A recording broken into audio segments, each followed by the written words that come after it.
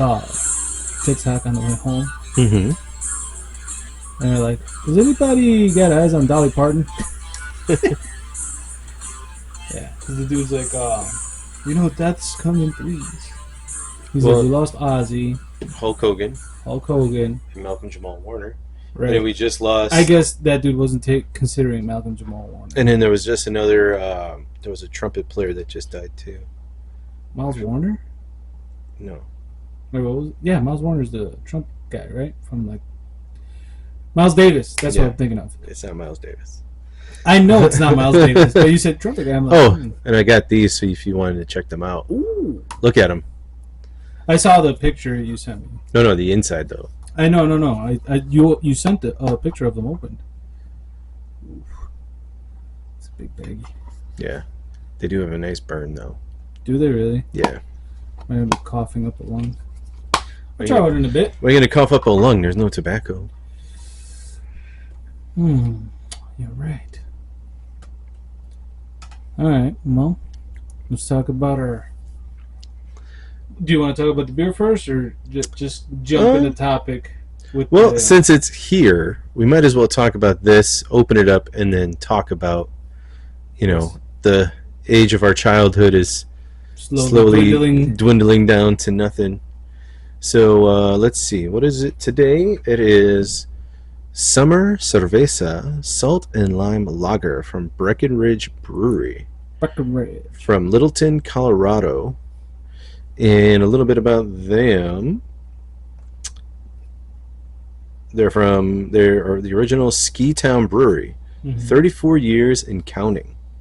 So, they were ski bums who wanted something that tasted great after a long day on the slopes. While you check out our journey, we'll be raising a glass to yours. So that's their little, shtick, I guess you could say. Sure. And Summer Cerveza. At Breckenridge Brewery, we found a way to put the summer in cerveza, inspired by the vibrant flavors of Mexico and the laid-back Colorado lifestyle. Summer Cerveza is light, crisp, and effortlessly refreshing. The perfect brew for taking it easy no matter where you are. With a breezy 5% ABV, a touch of sea salt, and a splash of lime, it strikes the ideal balance between cool mountain air and warm sunshine. Whether you're swapping trail stories by the fire or lounging in a backyard hammock, Summer Cerveza keeps the good times flowing. After all, it's always summer somewhere. You get that voice when you read these, or you sound like, on the next episode, we're going to teach you how to do smells good. Your own potpourri made out of roses and weed leaves. So you can get that fresh aroma high. Well, when you want to read something, you want it to have it sound like you are, everybody can hear it. It's enunciated properly. You put the, accentuating points where it's supposed to be. I do like the smell of it. Yeah, it smells like a beer with lime in it. Yep. Gotta try to do a proper pour.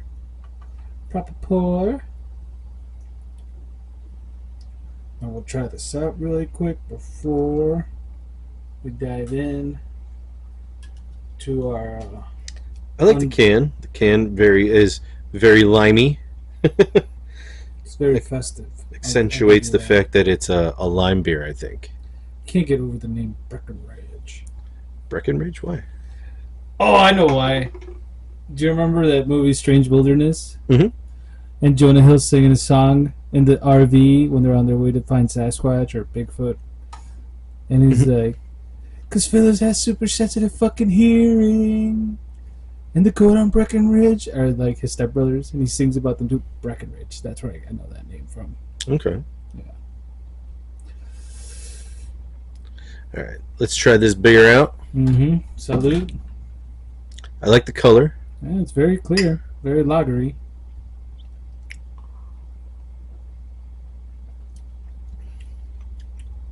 Whoa. Really? Whoa?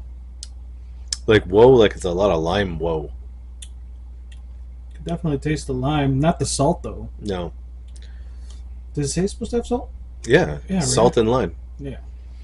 It's either the lime was very forward or the salt was very stale.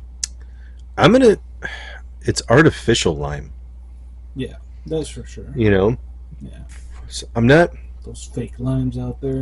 No, but I mean it.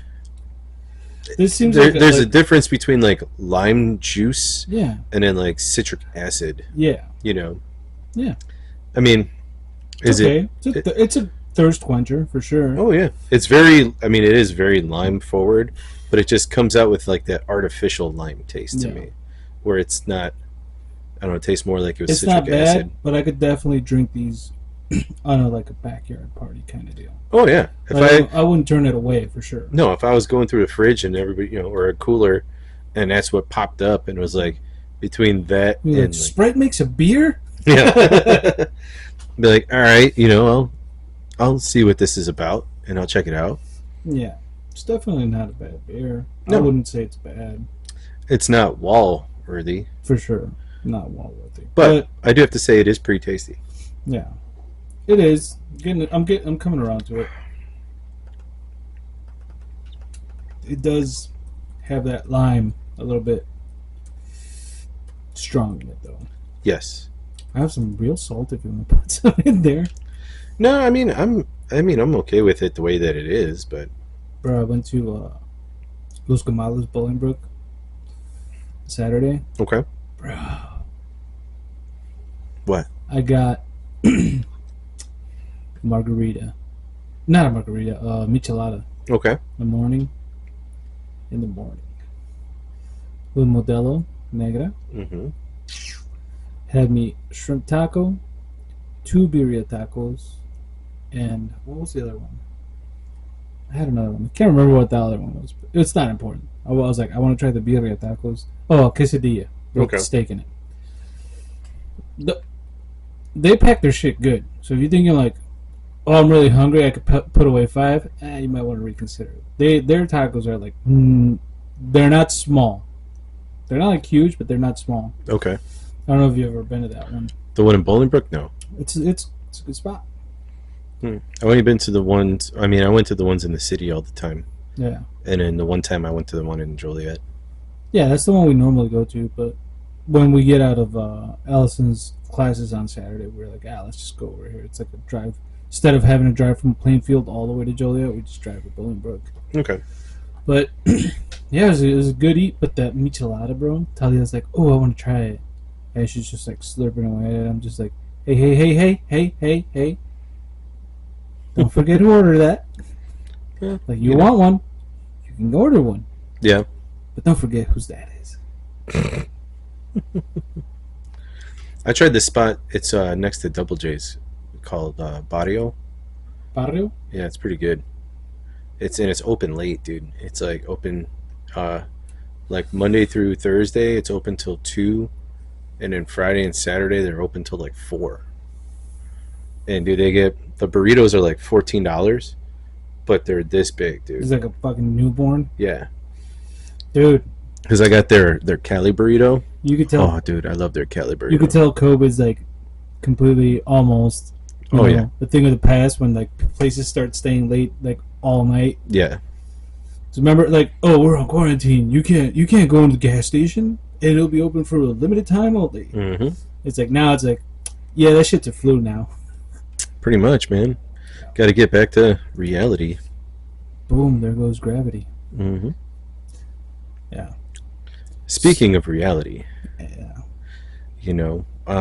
well, today, June 24th. yes, Or July 24th, sorry. July. Yeah. Yeah, let's not go back a month. July. Hulk Hogan. Yeah. Well, let's start in the beginning of this triad of death that has happened. Triad. Because it always, like, when it comes to celebrities or whatever, it always happens in threes. Yeah. And back on the 20th, good old Theo Huxtable Yeah.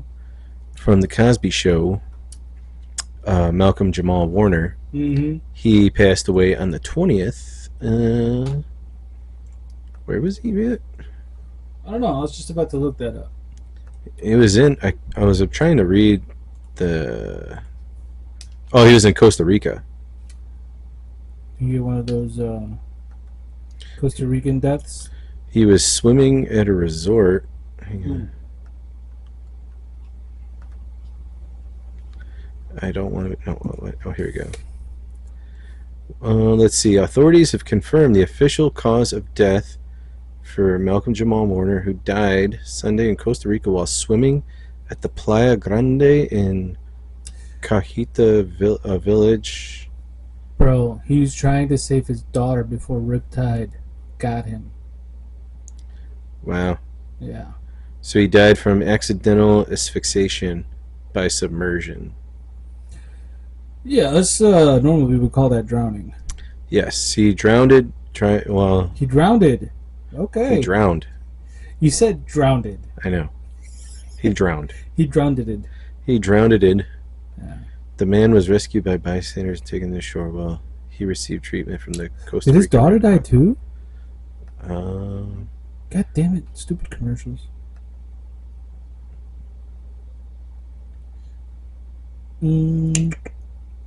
Both Warner and his daughter found themselves dragged by the ocean current when an accident occurred on Sunday, July 20th.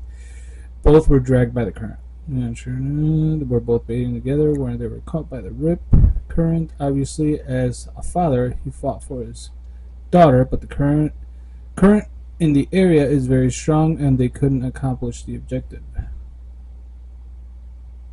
Damn, dude, that sucks. Does it say if his daughter died? It sounds like it. It doesn't say like, oh, he died and she survived. Well, it doesn't say that she died. It said the current dragged them both. Yeah, but then they were saying that rescuers were there. Okay, so they managed to stay. Oh, they managed to stay with the girl, managed to get her onto board.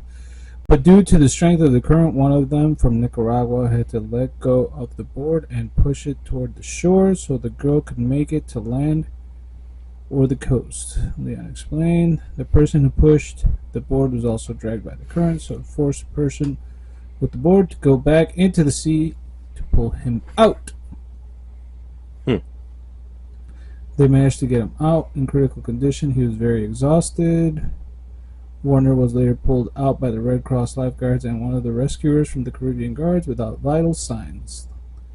Leon said. This is Leon, was apparently one of the people that was there, I think. The Costa Rica Red Cross confirmed on U.S. on Monday, July 21st, that emergency personnel attended to 2 adult male patients at the scene. One man was transported in critical condition to the local clinic while CPR was performed on Warner. The Cosby Show alone was later pronounced dead at the scene. He was 54. The other individual was discharged.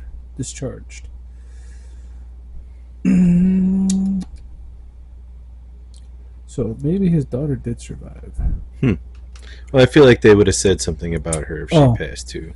We believe it was one of those days with the highest waves and the strongest currents, Leon shared. He was at the shore, rinsing off the sand with the girl. They took a quick dip, and that's when it happened. That's it. Oh. Could look into it. Let's see. Malcolm Jamal Warner. Well, we don't need to talk so much about his death. Well, no, he died. Well, I know that. I just want to know if his daughter died. No.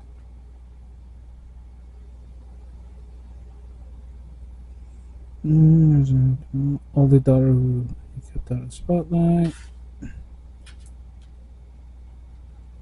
Narrowly escaped drowning. Sounds like it. Yeah. So it sounds like she was okay. Well, not okay, but you know what I mean. Yeah, she survived. Yes. That sucks, dude. That is. I was wondering, I was like, he's young. He's what, 54? Yep. Some shit like that? Yeah, 54. Last thing I saw him was when I was watching Suits. He was the psych guy in the prison where Mike was in. Oh, yeah. Or he was like he wasn't a CO. Was he? No. Anyway. Yeah, dude, 54. He was still working. He was still getting work after the Cosby Show for a while. Well, dude, he did a lot of stuff, Yeah. man. But I mean, the main like we were just talking about, that was dude, I watched that show. religiously. Yeah, it was such a good show. And it was just, I don't know, there was like that was the so that watching that show, and I was thinking about it earlier today when I was at work because I was thinking about talking about this tonight, and I was like, watching that show. One was like the only time I ever thought about ever wanting to live in New York was when they would show like the outside, because it was never filmed outside. Yeah. They only did like a picture of those row houses, but they were never outside doing anything when they filmed the show. And when they were in the backyard, you could clearly tell that was not a New York backyard. house. Yeah. But yeah, dude. I mean, I remember just watching that show all the time, and it was and it's weird, like looking back, especially of all the things that Cosby has been accused of, or whatever with that whole thing. But that whole thing. well, no, but like it says he's accused, and then he was in prison with his conviction and everything. Like, I don't want to talk about that part of it, but and just how great that show was, because there was no like they had obstacles and everything that they had to overcome, but there was like no negativity. There was no. It was always just I want to say wholesome. That it was this family that always stuck together and did everything that they needed to do to accomplish everything as a family. Right. And that was always one of the things that I took from it, and it was just one of the shows that I always loved to watch. And then when it was definitely one of those upbringing shows. Mm-hmm. Like, probably in every corner of the U.S., that show is televised at some point. Oh yeah. So it is sad, especially since it was an accident and he was relatively young. Yeah. That's a shame. The one that's for example, this week, the one that's not. I mean, it is sad, no doubt, but it's like he got to live out most of his life was Ozzy and Hulk Hogan. I mean, and I look at Ozzy Osbourne, and I'm like, all right, like, I'm not shocked that he died. I'm shocked that he lived as long as he did. Like, that's my thing. When I was like, I'm like, wait a minute, everybody's like, oh, it's such a loss. Like, dude, no, you got way more time than you probably that dude was a deserved. borrowed time for a long time. Yeah. And I was thinking about that today too. Like, I was never a big Ozzy fan. Like the Ozzy Osbourne side of it. I liked Black Sabbath. Yeah. But I didn't really like the Ozzy stuff. He had like Mr. Crowley, Hellraiser. Oh, I know, but I liked Sabbath as a thing, yeah. as like a band. Yeah. I liked the band Sabbath better than I liked Ozzy the band solo. Ozzy. And that's just me. I think it was just I liked that sound more. And it was like the late 60s, early 70s rock. Yeah, it was so like Vietnam wartime era. Well, yeah. War Pigs is about that. Yeah. But I'm talking about that sound like coming out of the 60s. Yeah. Where it was still kind of like that rough Brit rock and fuzzy, but it was still in like relevance. Yeah. I like that more than like the metal Ozzy one, I guess you could say. Well, yeah, I know what you're saying. It was Brit rock. Yeah. And it wasn't pop. It was I don't know if you consider Ozzy part of the British invasion. No, but it was at the end of that thing of like the Who and everybody else that was coming around. So that was more like, I don't want to say alternative rock because it wasn't. I don't know if you consider Ozzy alternative or Black Sabbath. It was the beginning of metal, I guess. Yeah. It was a softer heavy metal, if you want to call it that. Well, I mean, I would put them as a comparison, like musically, not lyrically, or like Oh god, I'm gonna completely destroy what I'm talking about. Sound wise, sound. So just think about the sound of the band. So just that part of it only, like Zeppelin and Sabbath, Okay. like those sounds. Yeah. Like you had that crunching guitar, you had that crazy drums. Like that part is what I'm talking about. Yeah. Like that's the era that I liked. You had that little bit of white noise in the background where you put the when you played the song where it was you could hear the pop Yes. coming through. You know. Yeah, I know what you're talking about. So I mean, I was and then just then when he went to just being Ozzy, I mean he had Randy Rhoads, awesome guitar player. He had Zach Wilde, awesome guitar player. But I just didn't like. I just really couldn't get into it as much as I could get into Sabbath. I don't know why. Maybe just because it's just different. You know, it was just that show was just me. I just gravitated more towards the Sabbath side of him than Ozzy. I don't know. I mean, hey, to each their own. Well, I know. I'm just saying, like, when I was thinking about it, I'm like, I know more of the Sabbath stuff than I do of the Ozzy stuff. Thing is, the Ozzy stuff, he had a longer career. Well, yeah. With the Ozzy stuff. But I just liked it more, so I stuck with that, you know? No, Sabbath is definitely good. But, you know, Ozzy's the one that died. Well, I know. I was just thinking about, like, him as an artist. What I knew more of was more of the Sabbath stuff than of the Ozzy Osbourne stuff. Yeah. Right now, all over, like, my algorithm, I'm getting Mama, I'm Coming Home from the last show, and you see all the people crying. It's like, damn, dude, this... Like, are they crying because he's retiring from music, or are they crying because they know he's retiring from life? A little bit of both. Now, here's another thing. Was that set up?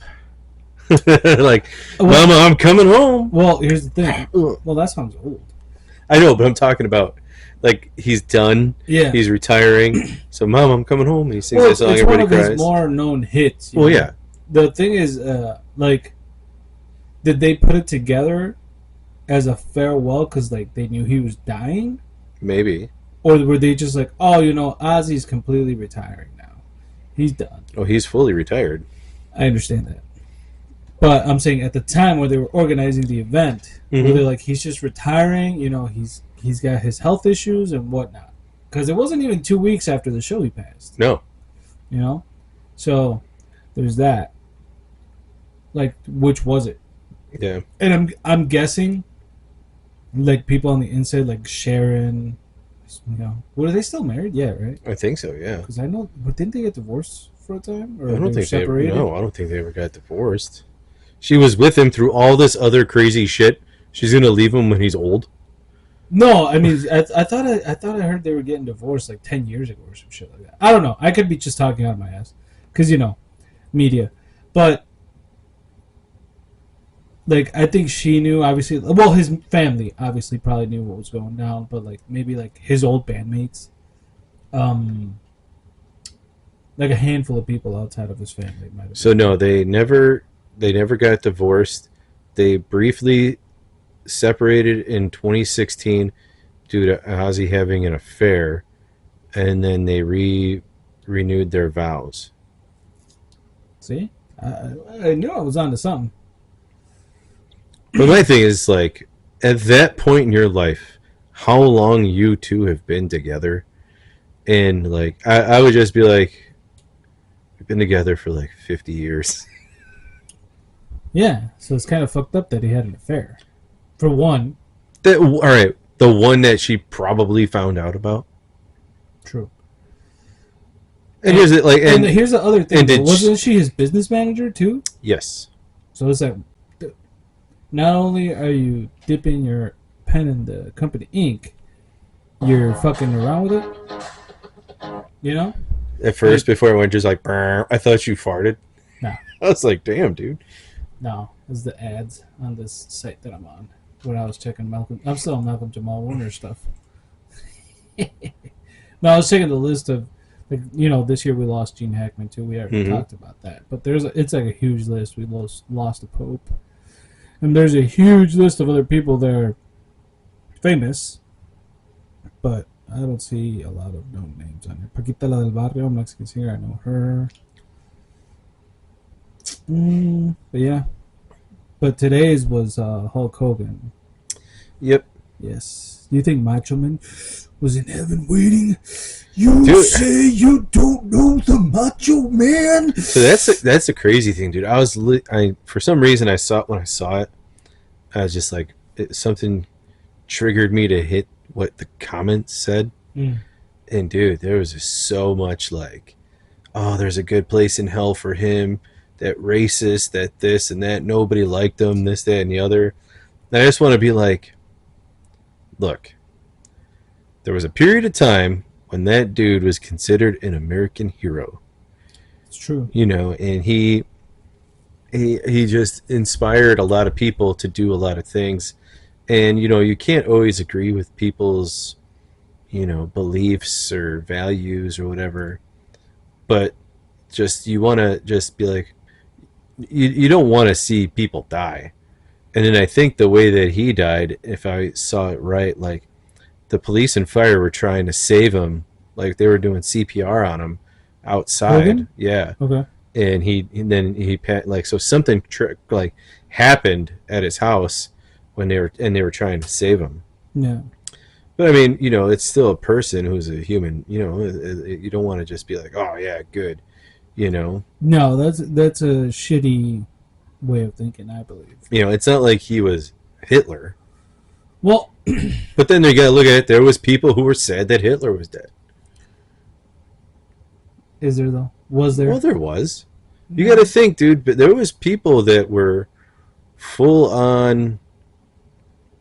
Yeah, no. Following believers of him that, you know, were sad. Yeah. Well, here's the thing. We obviously didn't know him. Well, or yeah, any obviously. of them. Yeah. You know, so it's hard. Like, you know, their media persona. Mm-hmm. I guess, if you want to call it that. So to judge a person, like, he might, like, obviously his family loved him. Yeah, I mean, a lot of people thought he was an asshole, but, you know, when you're Hulk Hogan, I feel like you could kind of be an asshole.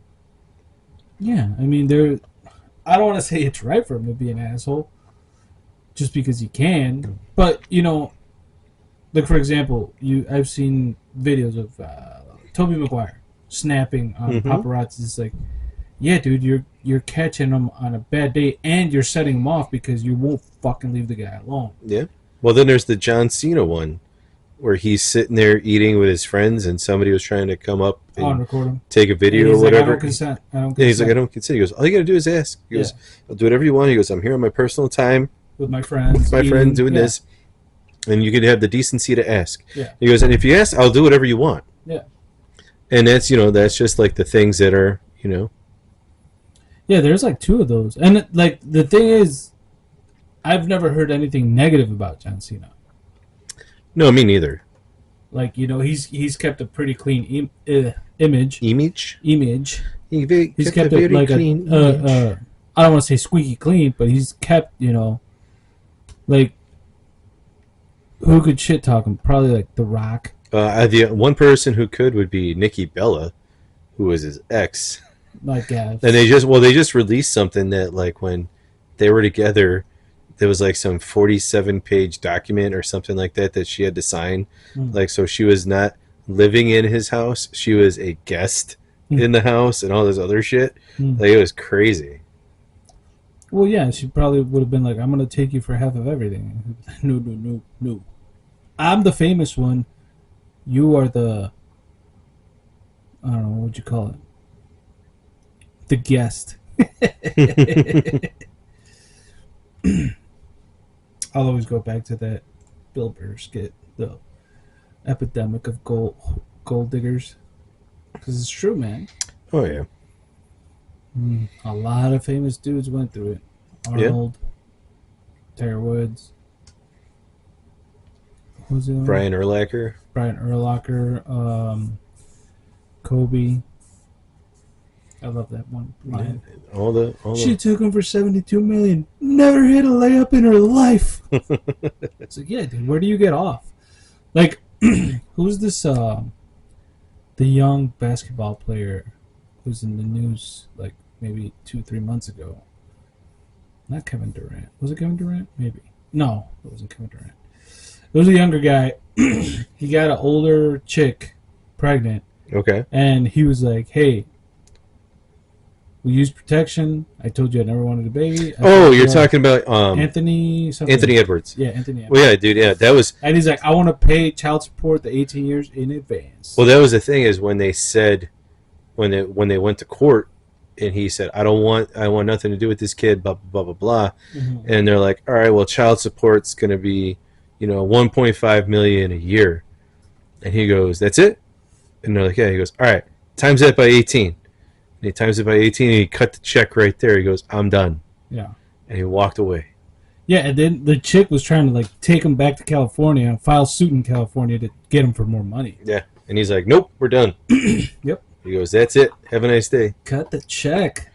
And I sat there and I thought about it for a second, because I was like, man, that's a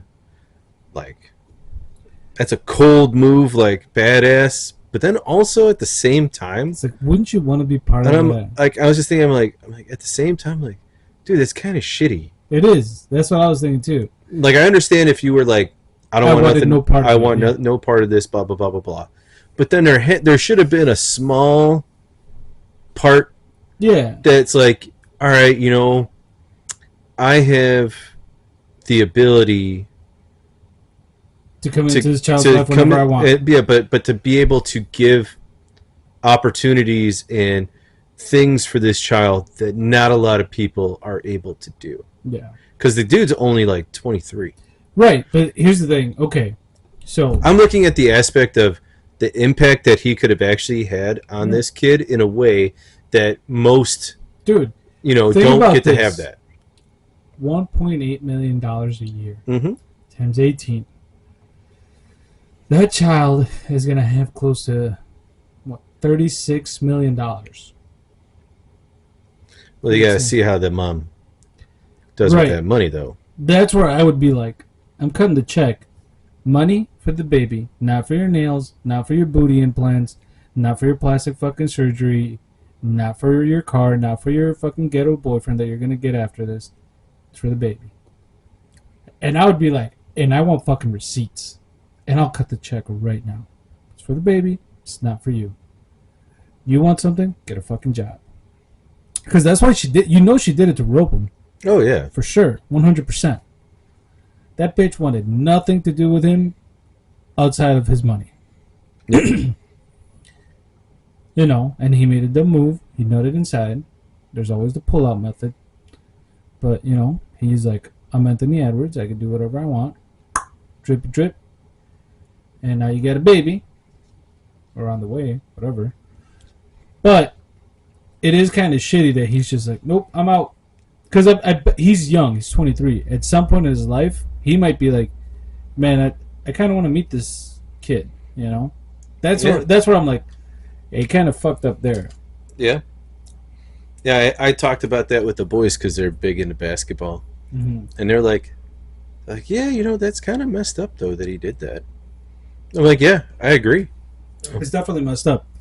He should have made some sort of like it left a back door to be like, hey, if I ever want to, I'm going to be able to because I already paid up. But, I don't know if they did. I don't know how that whole thing went down. All I know is like the hot sauce on the burrito. He was like, I don't want this. I don't want nothing to do with this. Yep. Here's the money. See you later. Yep. And I don't know. That kind of... I was listening to people who were like, man, that's a cold-ass move. Like, being a baller doing that. But at the same time, I'm like, but it's so gross. Well, you got to think about it. People, I'm not going to say just guys, but people who think like that are more than likely pieces of shit. In some way or another. Like, I would never want to not be involved in my child's life. Yeah. So, back to the dead people. Mm-hmm. Hulk Hogan was what, 71? Yes. Yeah. What did they determine the cause of death or no? Well, did they determine with Ozzy? I think Ozzy was just age. Because with Hogan, I know that they were. It's probably too soon.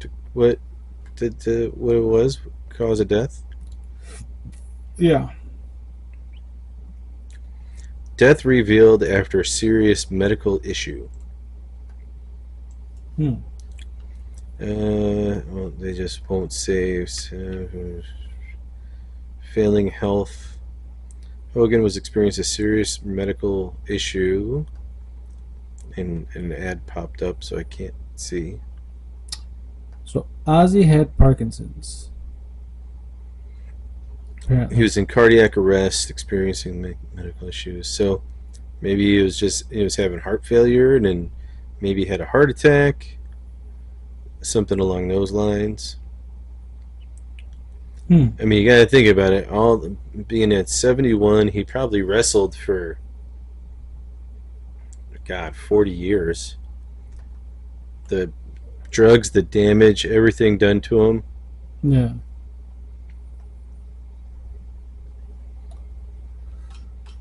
Wow.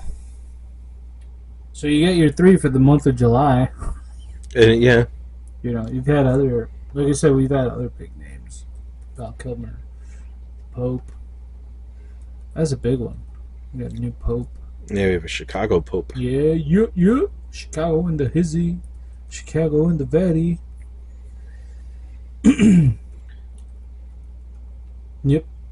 Yep. Yep. Dude, I was Well, then he also got. I mean, so we had Julian McMahon, also died in July. okay. Doctor Doom. Yeah. You know. Then you had one of the best Chicago White Sox pitchers, Bobby Jenks, dying, and he was only in his 40s. Mm. A lot of people died, man. True. I mean, just this month alone. Connie Francis, Michael Madsen. Michael Madsen. Yeah, dude, from all the Tarantino films, Mike Madsen. Oh yeah. I was like, I don't know why I drew a blank on his face. Yeah. You know, his character, was it Mr. White? Was it Mr. White? Yeah, he was Mr. White, right? I think so. In Yeah. Reservoir Dogs. He's supposed to be John Travolta's brother, Jules or Vincent's brother. Yeah. The Tarantino verse. Yeah, dude, that sucks that he died. I liked him too. Mike Madsen. I loved him in Kill Bill, dude. The guy hawked it, his Hanzo Hattori sword, Yep. and he had it. In the Then he back had of it. Yeah. It's like, to the only man I ever loved, you're my brother, Bill. Oh, and then they just ruled. Oh God, what was her name? She was a Food Network star. Oh yeah, I heard about that one too. What the hell's her name? Short, blonde-haired. She had short blonde hair. Oh, Anne Burrell. They Yeah. just confirmed that hers was a suicide. Yes. You know what's funny? When I got out of work, I said to my partner, I was like, "Hey, dude, I'll see you tomorrow, whatnot, right?" Like 2 minutes later, I'm driving on the road. He calls me. I'm like, "Oh man, something happened, or just saw something wrong with my car, or something, right?" You know, just stupid shit came to mind. And he's like, "Dude," I was like, "What?" Hulk Hogan died. I was like, "Nah." He's like, "Yeah, dude." I was like, "Bro, I'm driving down the road. I haven't even popped on TikTok yet, and you're breaking the news like that." I saw it this morning. Yeah. Oh, I was gonna say, can you give me one? But there's one out here. Yeah, we can have that one. The But one yeah. that's been sitting out. Yes, exactly. But yeah, I saw that this morning when I was going to work. I was underground. I don't get the news till 4 p.m. Oh, but yeah, dude, I'm like, wow. I'm in a blackout zone from 6 a.m. to 4 p.m. Hmm. Oh, dude, and then we lost power at work for like a minute. It was like we were done, and we don't actually need electricity because we use our rig and headlamps. Yeah. But you know, we were at our staging area basically where we have everything, and we're just, you know, we were done with our job. We were just hanging out for a minute, and then boom, everything went dark. We had big lights in that area. Mm-hmm. Everything just went dark. He's like, "Dude, the power now." I was like, "It's probably because of the heat." I didn't know it rained, but I heard it was supposed to be like super hot today. I was like, it's probably because of the heat. Transformers heat up like It was a both. motherfucker. Yeah. So I don't know. It could have been the rain. It could have been because there was a lot of light. Like I was driving home and I saw a lot of lightning that's in this direction. Yep. Oh yeah, dude. It rained pretty good for a solid like hour. Yeah. Like cats and dogs. Yeah, and it was very windy too. So I mean, like, I think there was like 5,500 people in Will County alone don't have power right now. Jesus. That sucks. Yeah, we our lights flickered for like a second. I didn't even check like my non-internet clocks to see if they went out. I don't think so though. No, I don't think it was Tyler like didn't say none of our anything. stuff went out. Like it wasn't like a power out. Like it just flickered for a second, but everything was Okay. fine. Yeah, Tyler never said anything about like, oh, we lost power or anything. Neither did my mom. They were just like, oh, you're home, okay. Have fun with Kyle. I was like, I always do. Like, oh, you're home. Oh, great. That's what I get. Oh, hey, you're home. All right. I'm like, oh, gee, thanks. Nice seeing you too. See you later. I get the best greeting in the world from my little one, and the wife too. They're always happy to see me, especially the little one, bro.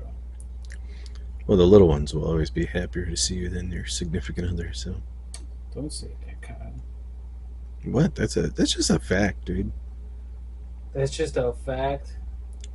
That your kids will be happier to see you than your They're wife. both supposed to be happy. Yeah, but your kid is going to be happier. I suppose. Well, Talia is happy because she's like finally helped. Exactly. See, she's happy because of that. The kid is happy because like, yes, Yes, a fresh toy to play with. She treats me like a toy, dude.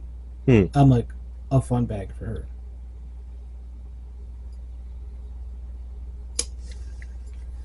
I was listening to No More Tears okay. on the drive at work. That fucking bass line, dude, at the intro. Dun, dun, dun, dun, dun, dun, dun. I was like, oh, that's hard, dude.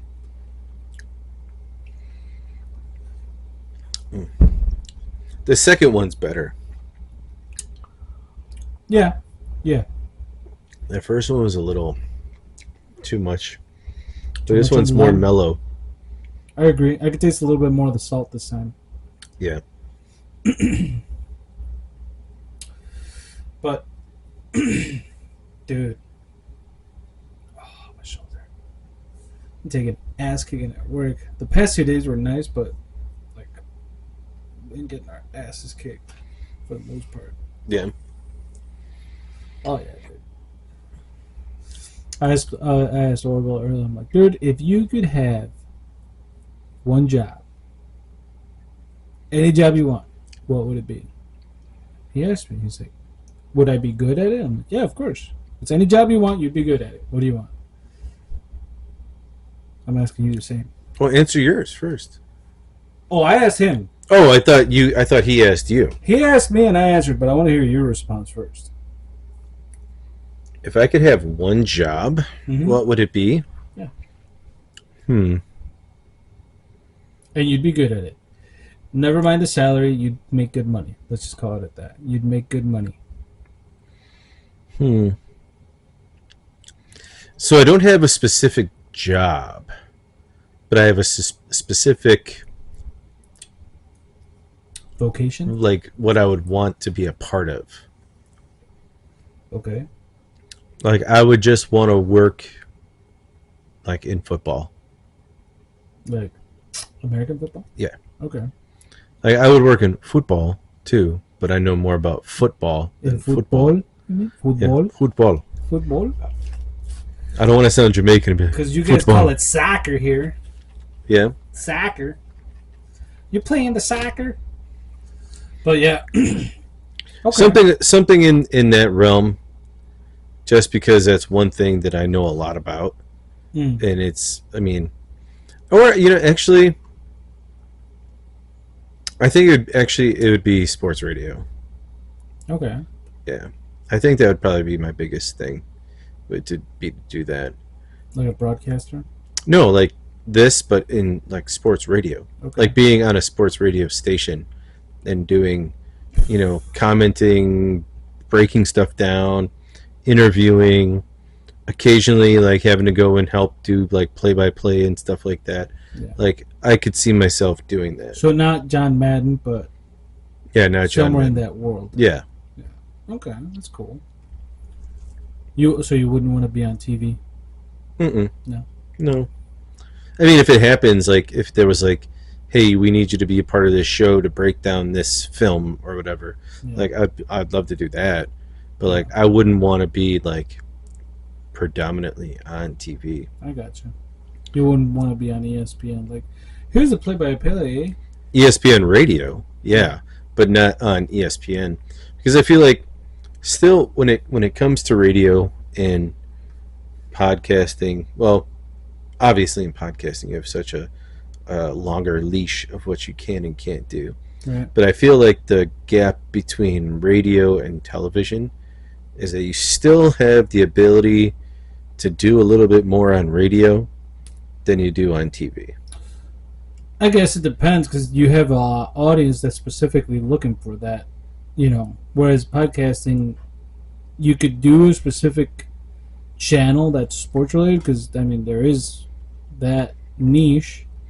Well, I mean specifically where it's like you have the people who are on ESPN and you see their faces and they're on TV and you're dealing with a different group of It's a different dynamic. yeah, but like I'm talking about like on the what you can and can't say, Right. what you can and can't do.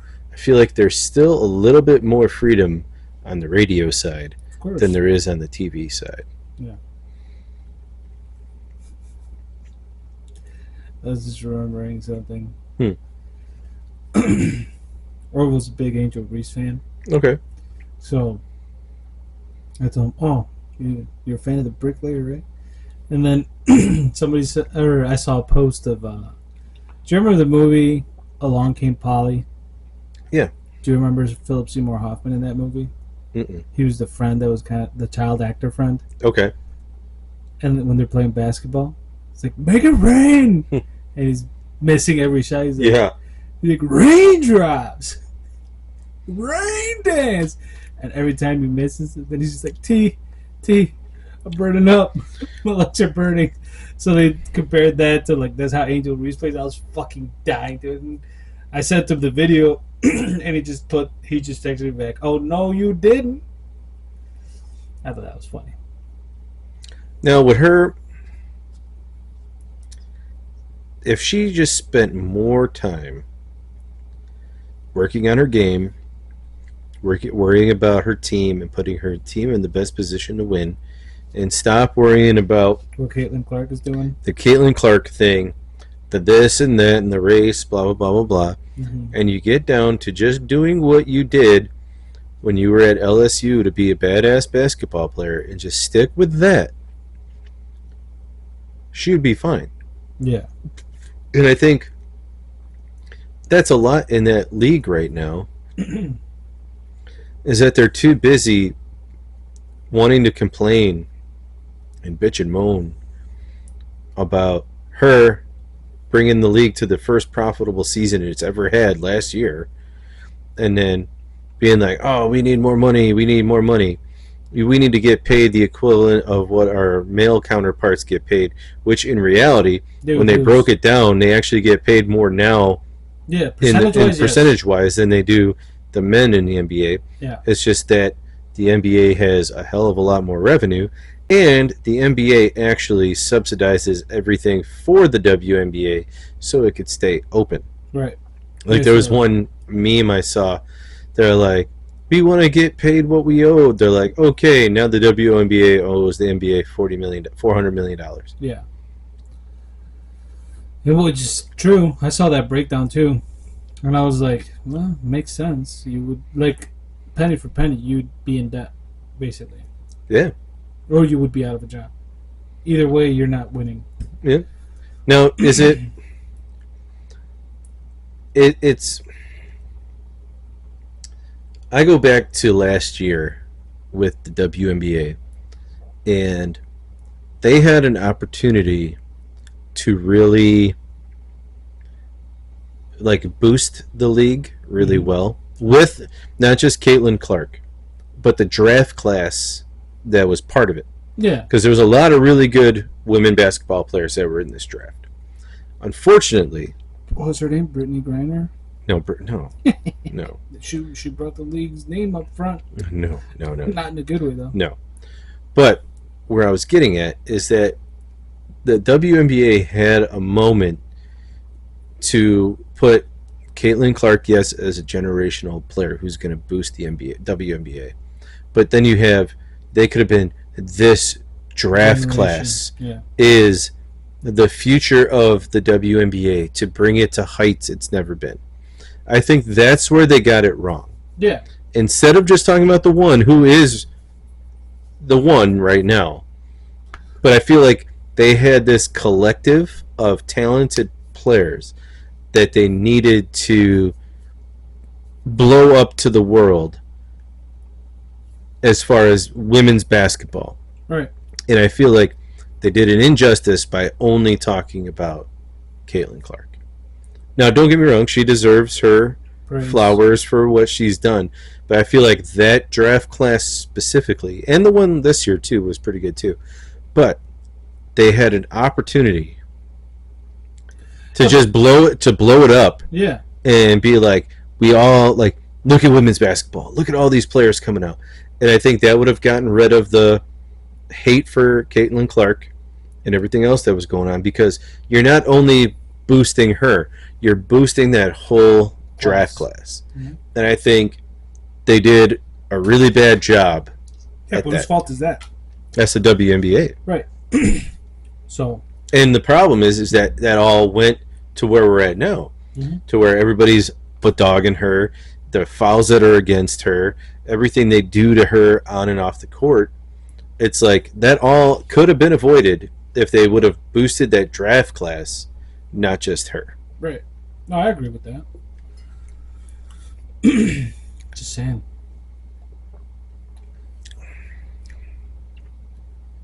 If I could have one job, this is my answer. I was like, I'd want to be a mattress tester. Be like, you pay me 8 hours to sleep on this mattress, make sure it's good, and I'll give you my review when I wake up. Get paid for sleeping. That sounds boring as shit, dude. You'd be asleep. And then you have your day to do whatever the fuck you want, and you got paid for it. Yeah. Yeah. That's not fulfilling to me. Well, to me it is. I'm just thinking, like, I'd be getting paid, and I'd still have my day to do whatever stuff I wanted. Yeah, but I just wouldn't feel like I accomplished anything. You know what would be... I'm not trying to dog it. I'm just saying. Me, personally, I'd be like... mad because you didn't think about it. No, that would be a boring-ass job for me. One, because I don't sleep that long. You wouldn't be bored because you'd be asleep. But I'd be working for like 3 hours, dude. 4 hours tops. No, they'd be like, you're going to sleep. We're not going to bother you. No, it doesn't matter. My clock... You'd get used to it because you'd be on the clock. Nah. They'd be like, nobody's going to bother you. It'd be... You're going to go to this site where there's no room, no loud noises. You don't need a TV, nothing. You could just... It's going to be nice and cool, whatever temperature you want. Just cozy up and sleep. Oh, that'd be awesome. No. And it'd be like, you wake up after 8 hours, refreshed. All right, here's your check for $1 million. See you in a week. Awesome. Well, you get paid $1 million a week? Yeah. I said money's not an issue. I'd get bored of that real quick. Okay. Answer number 2, mine was, I'd have Jeff Bezos' job, and then I'd retire. Like, I'd sell everything. Wish in one hand, shit in another. Yeah. That's what I don't know. It's hard to say because I'm a firm believer of the person who tells you if you do what you love, you'll never work a day in your life. You will. You'll get bored. Well, I think if you do what you love, you never work a day in your life. I feel like if you love it so much, you get kind of obsessed with it to where I feel like you'd be working more because you love it so much. Yeah, but because you'll be like, I have the job that I've always wanted, and I'm excited about it, and I love this, and I'm passionate about it. I feel like you'd be completely engrossed in it. yeah, but it's still you. At some point, you'd be either stressed out about it, Well, yeah, or but I, you'd be like but I just mean that bored of it. you'd be putting in max effort to where I think you'll get burned out. That could happen also. Like that's what I mean. Like the person who coined that phrase is full of shit. Yeah, I'd be like, at some point, you'd be any one of those variables. shit, Stressed dude. out, burned out, bored. There was a point in my time where I loved the one job that I had, Yeah, me and too. guess what? I got burned the fuck out, and I just started fucking hating it. That's happened to me multiple times. That's why I'm like, oh, and you go in with all the, you know, energy in the world. You're like, oh, I'm gonna learn to do this. It's really cool. Well, after a while, it's like, it's pretty stagnant, Mm-hmm. or this is boring, or, and it's not because the job is like that. It's just you like I've gotten good at my job to the point where I'm just like I wouldn't say I'm the best in the world. It's just going through the motions. Right now, it's just like, okay, I'm just like, it's repetition. Yeah. That's how you get good at it. But yeah, it's just repetition. And that's why I feel like, And then you, like, for example, in my case, you start finding mistakes that are not your making, mm-hmm. and you're just like, oh, what? Now I got to deal with this bullshit. Yeah. So that pisses you off. And you're like, and I got to deal with it because this person didn't do their job. Things like that. So I'm like, the person who coined that phrase is full of shit, and I hope they're fucking turning over in their grave. Well, and that's why I feel like being in like sports radio type thing. One, you got different sports all throughout the year, so you're constantly like, I gotta boost my game up on hockey, gotta boost my game up on soccer. Baseball's coming up, okay. Football's going, basketball's going. Now I'll be like, hey, you know what I want to do? I want to throw in a little curveball and talk about sports that aren't that really big here, but I like. Yeah. I want to talk about Aussie rules football. Yeah. I want to talk about rugby. I want to talk about rugby sevens. Oh, the Olympics are coming around. Let's talk about the Olympics. And then you have all these individual personalities within all these different sports. Yeah, does it sometimes probably become redundant because you're doing the same thing over? Like, oh, I got to interview these people. I got to talk about that. But it's not like, okay, I woke up today and now I'm dealing with this same thing to here. I'm not putting the bolt in the thing. It's, I'm talking to a basketball player today. Now I'm talking to a baseball player. Right. I'm talking to the owner. Dynamic. I'm talking to the owner of this team. Yeah. I'm talking to these people, talking to that people, where I feel like it's ever changing because of how many people are involved in it, mm-hmm. that you can keep getting that burning for it. Well, because it's always ever changing. And there's few professions like that where I could say, like, all right, this might be the one, but sometimes you probably just won't feel like cooks. Culinary arts, that's probably a job that if you love cooking and you love food, you'll enjoy the fuck out of it. Well, yeah. But to the point where you're like, oh, now I gotta wash the dishes. But if you work at a restaurant and somebody does the dishes for you, you're like, fuck yeah. Yeah. But see, like with that, like I think about that too, because I love cooking. And I actually, when we were in high school, I actually got a scholarship to go to culinary school. Okay. But I turned it down. And they're like, "Whoa, why would you turn this down?" I'm like, "Well, I don't want to cook for other people. Yeah. Like, if I cook, I want to be able to enjoy it as well. Mm-hmm. I don't want to cook something that I'm like the way that I cook and give it to somebody, and then they're like, "Oh, this tastes like shit." Yeah. I'm like, I love cooking. I love what I cook, and the majority of the people that I make food for like what I cook. But I feel like in that like realm of careers, like, it would have to get boring after a while. Well, that's why they cooking. come up with these, like, no, but I'm talking about like infused Asian with Mexican. But I'm talking about like you get your dream job at this Italian restaurant. Yeah. And now you're just cooking Italian food. Yeah. And I'm like, after a while, I'm like, dude, all right, I really want to cook something else. Yeah. And now do you leave that job to try to cook that other type of food, to where it's like, oh, I went on vacation and I went to Argentina and I saw what the Argentinians do. Man, I really want to work in an Argentinian restaurant. So then you dive into that. Mm-hmm. You do that for a little while, but then you're like, man, you know what? Filipinos where it's at. I'm gonna go work at like I feel like you'd get bored of doing that particular Style cuisine yeah. because then you don't like and you wouldn't want to open a restaurant because I feel like one, the menu would be too hard, it would be too complex and be way too confusing to have like this world. Well, here I have a point on that because I've seen at least off the top of my head 2 movies where the chef is like not really in charge of the menu. Oh, regardless. Oh, yeah. They're that like the head chef because I saw the one with Bradley Cooper. I think it's just called Chef. Yeah. And then there's the one with Jon Favreau where he left the restaurant and started his food truck. Yeah. And he started doing the like. But what I'm talking about when it comes to being a chef and wanting to incorporate, all this knowledge that you have and all these different things, like I don't think it would be cost effective because it would be way too expensive to have like a world kitchen. Yeah. To where you have your menu would like. I'm shocked that the Cheesecake Factory is still around because of how big that menu is. True. Like you have Japanese, you have Chinese, you have Latin, you have American, you have all these different Italian, you have all these different things in a menu, and I don't know how they stay open. But I look at it that way, where it's like it wouldn't be able to survive. Like if it was, John's World Kitchen, we have a menu from everywhere. We have dishes from all across the world to kind of keep that like hunger alive to want to cook something different. Yeah.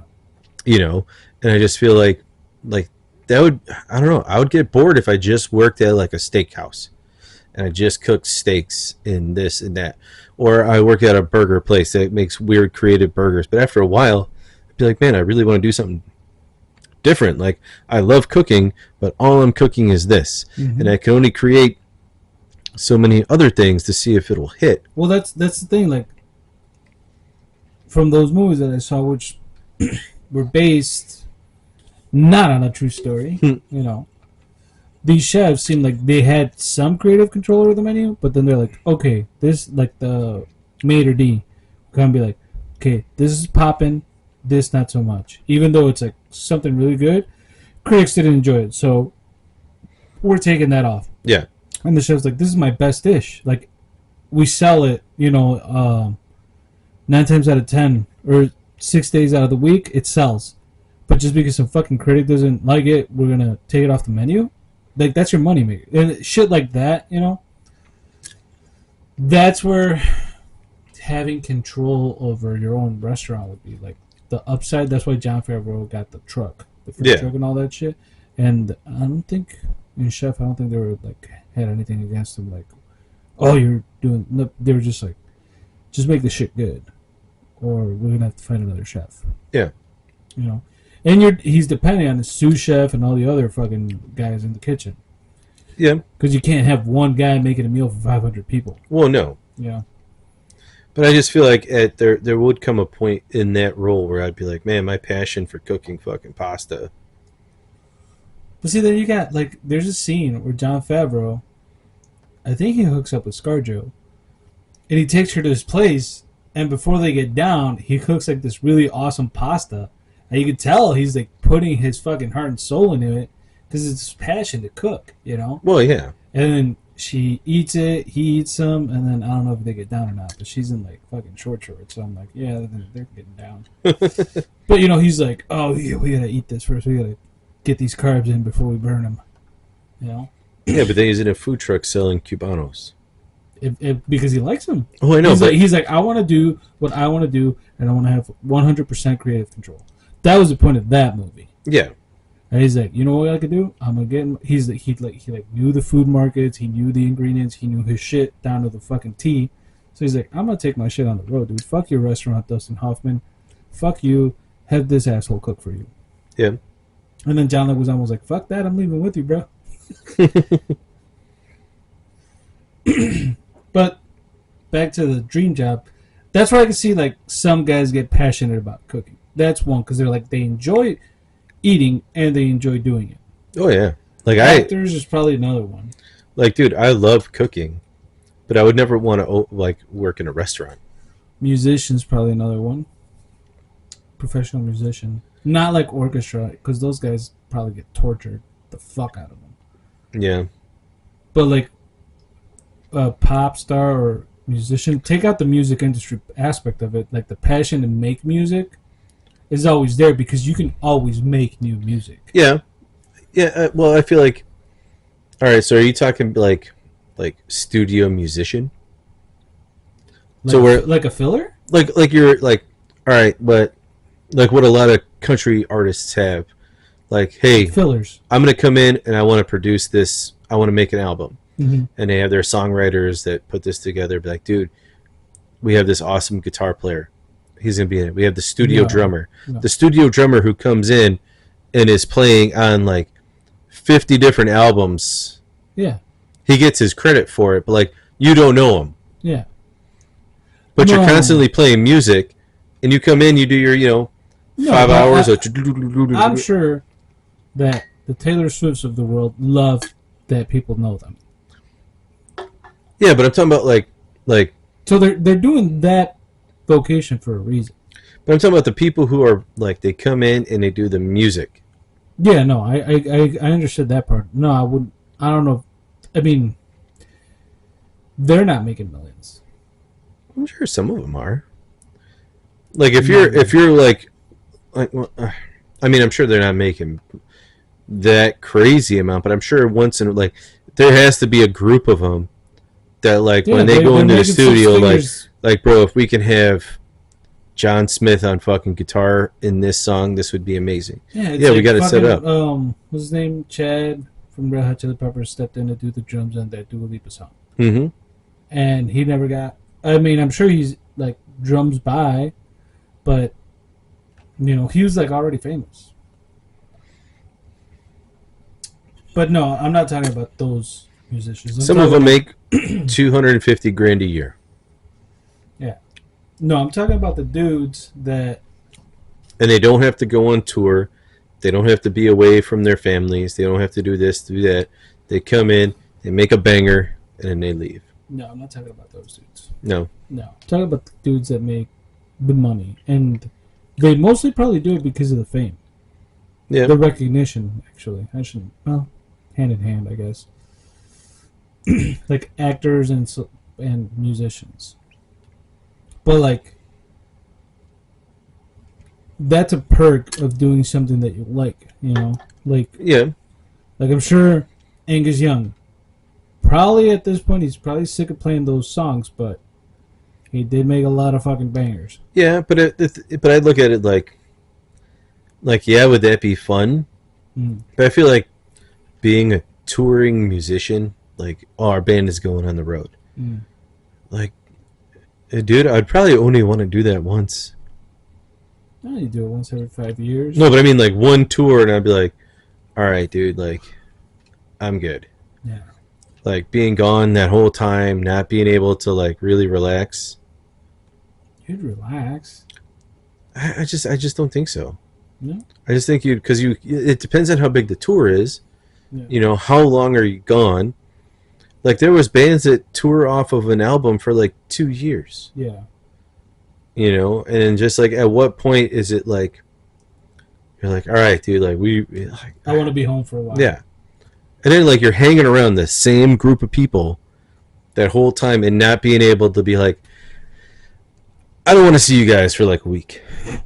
Like I've been around you, like I need to be alone. Yeah. Because then they'll be like, well, we can't take no, we got this show on Tuesday, we got this show on Thursday, we got to travel here, so that's going to be our show Friday, Saturday, and Sunday, Mm-hmm. and then we got to go here, then we got to do this, you got to do that. I just feel like after I just be like, I need to fucking go home, dude. Like, leave me alone. Like, no, we still got 38 dates we got to do. Yeah, but think of all the places you'd get to see. And if you're touring and you're at that level of performance, You probably like the people you hang out with, and if you don't, you're like, you know what? I'm going to my room. Leave me the fuck alone for a while. Like I'm tired. I just want to like chill out. Like I'm not mad. I'm not pissed. I just want to be on my own for a little bit. Cause I get that. I do. There's times where I'm just like, I just want to be fucking left alone with my thoughts. And you're not sitting, crisscross legs or whatever, but you're in a meditative state. You're just like decompressing your fucking brain. Yeah. Getting all the like, what did I do this week? Oh, I did this, that. Kind of like keeping the crazy away, kind of thing. I mean, I know I do that now, and I'm not a fucking celebrity Yeah. yet. But like, dude, sometimes this has happened to me a couple times. I'll sit in the massage chair, and it's got like a timed session. You could set it for different amounts. But I'm like, it's normally like 15 or 20 minutes. You sit there, and after it stops, I'm just like, I'm just gonna sit here. Like you're so relaxed, you're just like, I'm fucking disconnected right now. I don't know. I just think a lot of those jobs where you're gone all the time, even though they pay well, I would still be like, no, dude, can I do this shit remotely? That's where I say the people or the person who coined that fucking phrase is an asshole. As long as you do what you love, you'll never work a day in your life. Fuck you. Tell me I'm wrong. Yeah. I would like for somebody to try to disprove me on that. I don't know, dude. I liked what I did. I like what I do, but I'm still working. Yeah. And if you could have any job you wanted, you'd be in like sports radio. Yeah, and there's going to be days where I wouldn't like it. Yeah, exactly. Because I'll be like, man, I have to cover this team and they fucking blow, like, or man, I have to go interview this guy and like his personality is just so dry. Yeah. Or it's like, oh, this dude's fucking nuts and I don't want to interview him because it's going to be crazy. Right. Yeah. So I mean, I feel like it doesn't matter what job you do, you're always going to be putting in work. Right. But I guess it would be more along the lines of, do you enjoy putting in the work to do it? See, that's like the thing. Because Tala's asked me, she's like, you're always getting home tired, blah, blah. I'm like, but I actually enjoy what I do. Mm-hmm. I know I'm putting in the work, and I'm good at what I do. So there's days that, yeah, I fucking hate it. And then there's days where I'm like, yeah, dude, we fucking killed it. Yeah. I'm proud of what I did. And then, like everybody at our job site knows that we have the hardest job. Because they see the way we come out to lunch and we're fucking dirty as fuck and we have to eat like that. Because it's part of the job. Yeah. But they're like, damn, you guys are getting it today, huh? We're like, yep. Yes, sir. There's a pride to that. Oh, yeah, of course.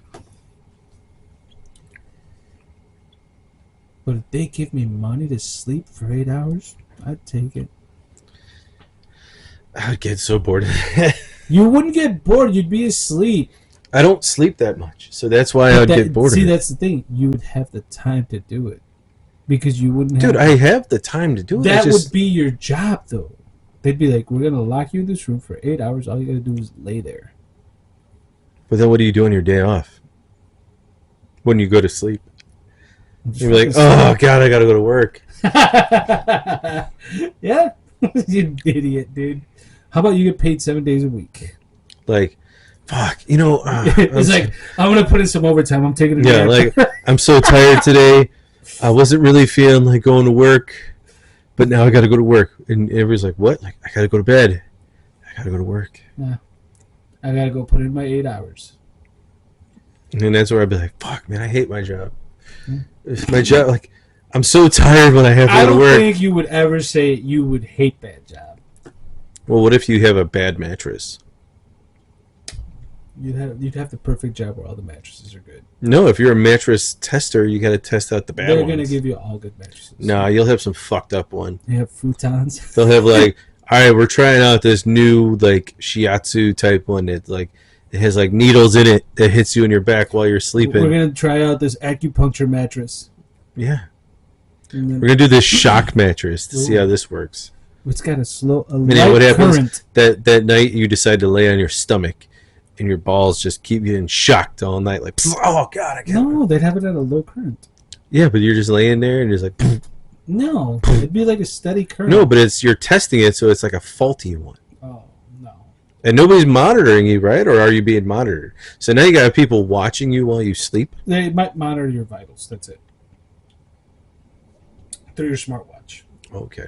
They'd be like, "Oh, he's profoundly asleep. He's entered REM sleep. Oh my God, he's dreaming." Yeah, shit like that. He's dreaming about his other jobs. Yeah. I don't know. I just think that would be weird having just somebody watching you, like taking data. They wouldn't be watching you. They could monitor your vitals, make sure you're not fucking dying. But then they would have to see if you're tossing and turning, you know, how comfortable you are. Are you a side sleeper? No, they or would back just come and sleeper? ask you when you wake up. You know, they'd come get you after 8 hours. Be like, "Hey," that's the table upstairs. Well. They'd be like, "Hey, you sleep okay?" "Yeah, you know, it's good. No, man, I slept like shit. You know, that current kept shocking my balls." You know, Jim was watching me sleeping and I could tell because he was breathing into my little intercom. He's like, you know, like, Yeah. Don't ruin my dream job, dude. Please. I am poking holes in it though. You are, but they're not being very effective. Like you come home and then you're like, you spend the day with your family and then you're getting ready to go to bed. Your wife's like, oh, all you do is think about work. That would suck that you wouldn't get to sleep with your partner or your kids or whatever. Well, then, Like, there's "Hey another thing. kids, you want to come to daddy's job and clock in some overtime like- with me?" So now you go to, well, like, do you go to bed during the day or do you go to bed at night? So now you're leaving your family to go to work, to sleep all night, to then come home, and you're never home at night because It'd you're be at a weird work. fucking job. Because now it's like, Yeah. now you're not protecting the family. If somebody, now a thief knows that you sleep at work, and he knows that you go to bed at night, and you wake up in the morning at a job. "Oh, let's go rob his house. He's sleeping at the job." Yeah. Shut up. So now we're gonna break into your house because we know you're not there No. because you're at work sleeping. How about they bring the mattress here and I test it out here? They'll be like, "All right, we're gonna take it away in a week. Let us know how it goes. Oh, you know what? We're gonna give you the 90-day trial. You can return it whenever you want, but you're gonna get paid to test it." Ah, see, now you're at home. But then, like, "Oh, I couldn't sleep because of the kids or the wife." Or, And now they're interfering with your job, and you get fired because you can't sleep. True. There you go. There's your curveball. Yeah. So you have to leave to go to work. There's the rope. Yeah. You gave me so much rope that I finally hung myself. Yeah. Damn you. ruined the Because you perfect wouldn't day. want to do that job in the morning. And I go back to it. Fuck that person who coined that line. You know, like, oh, your schedule's gonna be this to this. Like, so now you sleep during the day, and you come home, and you're like, oh, I'm wide awake now. I slept for 8 how about hours. you test it once a week? There you go. There you go. Once a week, you test a different mattress. Hey, how'd you sleep? That was good. I know, kind of soft, kind of hard. Too hot, too cold. That's what I want, a cold mattress. I love a cold mattress, dude. Yeah. You know what I wanted to get, and I was thinking about it? Silk pajamas. Like white suburban dad pajamas, you know? Like the silky ones that you're like, who the hell's on my lawn? I can't wear pajamas. I just want, like, I could wear the pants. See, I can only wear those before I go to bed. Like, just lounging around watching TV or something. Yeah. And then when I have to go to bed, I can't. I just know. Just shorts. Just boxers, dude. I can't do, like, I get too warm. Yeah. I do shorts. Like, I don't know how people can wear socks to bed. If I go to bed with socks, I eventually take them off in my sleep. So do I. If I fall asleep on the couch, I wake up with no socks on. Yeah, me too. I take them off because I'm like, nope, not happening. They're fucking gone. It's like the sock fairy comes. It's like, oh, look, you left the socks on. Yeah. You don't even feel it. and then I don't find them. And I'm like, shit, where'd my socks go? And then I find you them. don't have sock fairies. You have sock goblins. Yeah. And then I find them in the couch. I'm like, oh shit, those are my socks. How did that happen? Bean chewing out. Yeah, he'll take them, especially if it was like a long day at work. He'd be like, ooh, these are funky. Oh, Taking these with love me. the funk. And he'll hold them. He'd be like, these are mine. Here's the thing. I can't sleep with socks on. And even if it's cold, like, I always like to sleep with, like, at least a sheet over me. Like, I like to sleep cold. I do. But I want to, like, cover myself to the point where I'm like, all right, this is the temperature I want. And even then I'm like, 1 foot sticking out. Yep. I'll do sometimes I'll have like our blanket and I'll pull it like so it covers half of me. Yeah. And then I have one leg out. Because I'm just like, all right, the core is the boogeyman can't pull me from just one leg. The core is warm, so that's fine. But then I still get that cool down. Yeah. Because I'm not like because you got something cool entering through your feet. Yeah. Yeah. I get that. That's temperature control. That's what I do too. Yeah. Like Talia's like a hot sleeper. She loves it. She's like, it's too cold. I'm like, dude, it's fucking 90 degrees in here. She's like, I'm cold, and I'm like, nah, dude. Fuck no. Yep. Yeah, Colleen wants it ice cold in the room, but then she'll have like 5 blankets on. No, I can't do that. And I'll have to like move everything over, and I'll sleep like off at the end, or I'll just go sleep on the couch because I'm like, I can't do this. Yeah, I've done that too.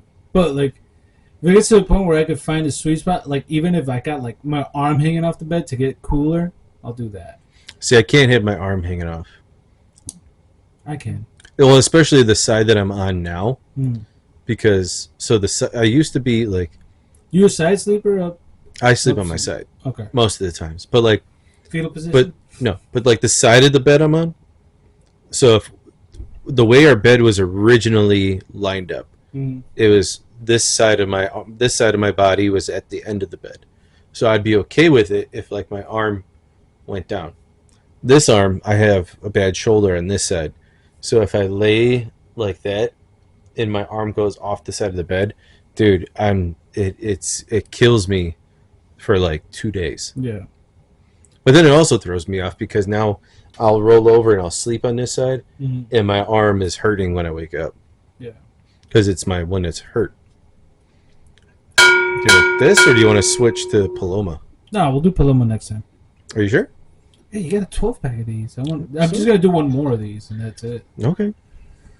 I feel. If you say so. What was the AVL? 5. 5. Yeah, I can feel it. You can feel I'm a lightweight now, dude. I used to be able to put them back. Now I I'm just curious. Paloma is. Oh, that's an 8. Yeah. We'll do that one next time. Okay. But see, like me, I'm an upside down sleeper. Like face down sleeper. Oh, so you sleep on your stomach? Yes. Okay, that's not upside down. Well, I don't hang upside down. Upside down would be like you. I'm a face down sleeper. Sleep on my stomach. Yeah, you sleep on your stomach. So I'm okay having my arm hang off the bed. Now, see, I'll fall asleep on my stomach, but then I'll wake up on my side. I've done that too. Like, you readjust at some point. The thing I used to be able to do is I would have my arms crossed over under the pillow, kind of over my head, but underneath the pillow kind of deal. Now, since I do what I do now, if I sleep like that, my shoulder, I wake up and it fucking hurts. So now I can only do it with one arm, and the other one I have it extended, so these muscles stretch out in my shoulder. Because if I do, I could sleep like that, but I know I'm gonna be uncomfortable, and I'm like, why would I go to bed uncomfortable? That's stupid. Yeah. I usually, if I lay on my stomach, I'll take the pillow and turn it so it's long ways, and then I wrap my arms around it to go to sleep. Okay. I don't know why. I just do. I've done that, kind of hugging the pillow to sleep too. But it has to be cold. Yeah. Yeah. Yeah. I don't know. If it's fucking hot, I toss it. No. Because, you're married. You've fallen asleep holding your wife, I'm guessing. So, No. No? No. You're too hot, get away Yeah. from me? Or she'll do that too. Yeah. She'll be like, get away from me. Like, okay. Thanks. Love you too. See you later. I just walk away. Like, I guess I'm gonna go sleep on the couch now. Like I've fallen asleep like that, but eventually the body, you know, body heat from both of us, it gets too hot for me, not for her. Yeah. And I'm just like, dude, I can't. Like, I love you, but I can't. Like, I'm burning up. And she always tells me, she's like, cause she gets cold, so she's like, I like being like this because you're warm. And I'm like, yeah, but I'm fucking burning up. And I'd be like, well, I'm glad that you like it, Yeah. but get away from me. So when we do that and she falls asleep, I'm like, all right, and you need to like you're already out, just like reposition so I can get comfortable too. Mm-hmm. Do you want to try one now? Sure, I'll try one. What flavor? Just mint. Just mint. For the guy who just likes mint, just mint. Just wait.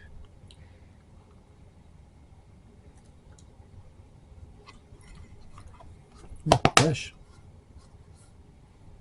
What are these? 6? No. Oh, Jesus, what'd you get me into? 23, It doesn't say. 25? Let's just say they're roughly like 11 and a half. Ooh, that's a lot of nicotine. It doesn't have it on there? No. That's wild. It's gotta have it on there somewhere. No. Net weight, 82 ounces, 0.82 ounces. 23.25 grams. Black Buffalo Ink. I had to Google it, and it said they're roughly like 11 and a half. Jesus, dude.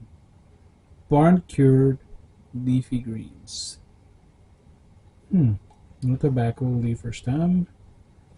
Black Buffalo pouches. Mint flavor. Sponsor us. Well, it's good. I'm enjoying it. Yep. Probably won't be able to sleep now, but Nah, you'll be fine, dude. I gotta say, you said it was gonna burn. I feel like the Well, where do you have it? my lip. Oh, under? Okay. Once you let it sit for a while, and if you get it closer to the front, Mhm. it burned more closer to the front for me. I always switch them around side to side. Oh, my shit just fucking molds in one spot and just stays there. No, I like to move them around because sometimes it will just stay stagnant Yeah. and I'll start losing flavor. So I move it around to get a little bit more flavor. That's me. I get you. But I'm liking it. It's definitely smooth. And I do the rogues and I do the spearmint. Mm-hmm. No. Wintergreen, I think. And those have a spice to them. Because, Yeah. But this is very smooth. I'm enjoying this. Yeah, I like them. They're 2 for $8 at the Gas and Wash on Weber in Division. That's the only one I know. What is it? Where at? The Gas and Wash at Weber in Division. The one with the car wash and the Dunkin' Donuts by the Menard, kind of on the way to Menards. Yeah. That's what I thought you said. I almost bought the long cut to try it. Long cut. Like the actual like chew. Ooh. But it's not tobacco. Mm-hmm. It's actually, when they first came out, they used like a mix of like cabbage and something else Okay. to dry it out and chop it up and put the nicotine in there. And it looks like long cut. But I don't know. I was going to try it just to see how it'd be. I think Colleen would get mad if I had a big fucking lip and I was like spitting out a whole bunch of it. Like when you It's spit got, this like, out, it sour actually taste. looks brown. Giving me like a sour taste now. It's good though. I like them. Mm-hmm. I like them because I can actually feel them. Yeah. Like I tried Grizzly, garbage. Really? Yeah, Well, these are the ones that we were talking about like a while back. They were like, oh, they were hard to find, dude. Mm-hmm. And I finally found them. So I'm like, yeah, I'm gonna try these out. Well, And now I like them, and I'm actually gonna probably just order them from the website because a 5-pack was $28. a 5-pack's $28. Yeah, So roughly $5 and some change. yeah. So it's a little bit cheaper than. And you're avoiding the Illinois tax because you're buying it from the distributor. Yeah, but you still get charged because of the credit card. You still get charged Illinois tax. But like, it's not like the one I bought Velos, which were $2.99 before the new tax. I used to buy two for like $7. Mm-hmm. Now I bought two, they were 18. $18? Yeah. Jesus. For two? Yeah. Wow. That's a crazy tax. That's what, like a 200% tax? Yeah, dude. So these being two for $8, it was like $8.49, which isn't bad. But I mean, I can get these have 5 and have them shipped every 4 weeks for $25 a time. Yeah. So then it'd be like $5 a piece. Yeah. Better than fucking $18 or $9 Yeah. for one. I think I pay like $5 for the rogues. Yeah. I like the rogues, but there's something about these that I don't know what it is about them that I just like them more. I feel like this is the closest thing to like having actual tobacco in my mouth. I don't know. I don't mind having to spit. Every once in a while. Yeah. Yeah. I don't either. But as long as I have somewhere and I'm not being disgusting in front of company, you know. Well, that's why I usually make sure I have like a bottle or Right. something that I look like I'm drinking. I'm like, yep. Because like I remember I had this supervisor and he used to chew. And he'd always have his like coffee cup with no lid though. So he'd spit and everybody knew he was chewing, you know, it's like no big deal. But then you'd look in the cup, it was fucking disgusting, bro. And he's like, I don't like spitting on the ground because it's messy. I was like, I can respect that. yeah. And then there's gonna be that one time when you get that like really thick Wow. spit and it like hits your chin. Oh yeah, when you know? get when it's not when it's sticky. Yeah. Yeah, I've had those. And you're just like, ugh. oh damn it!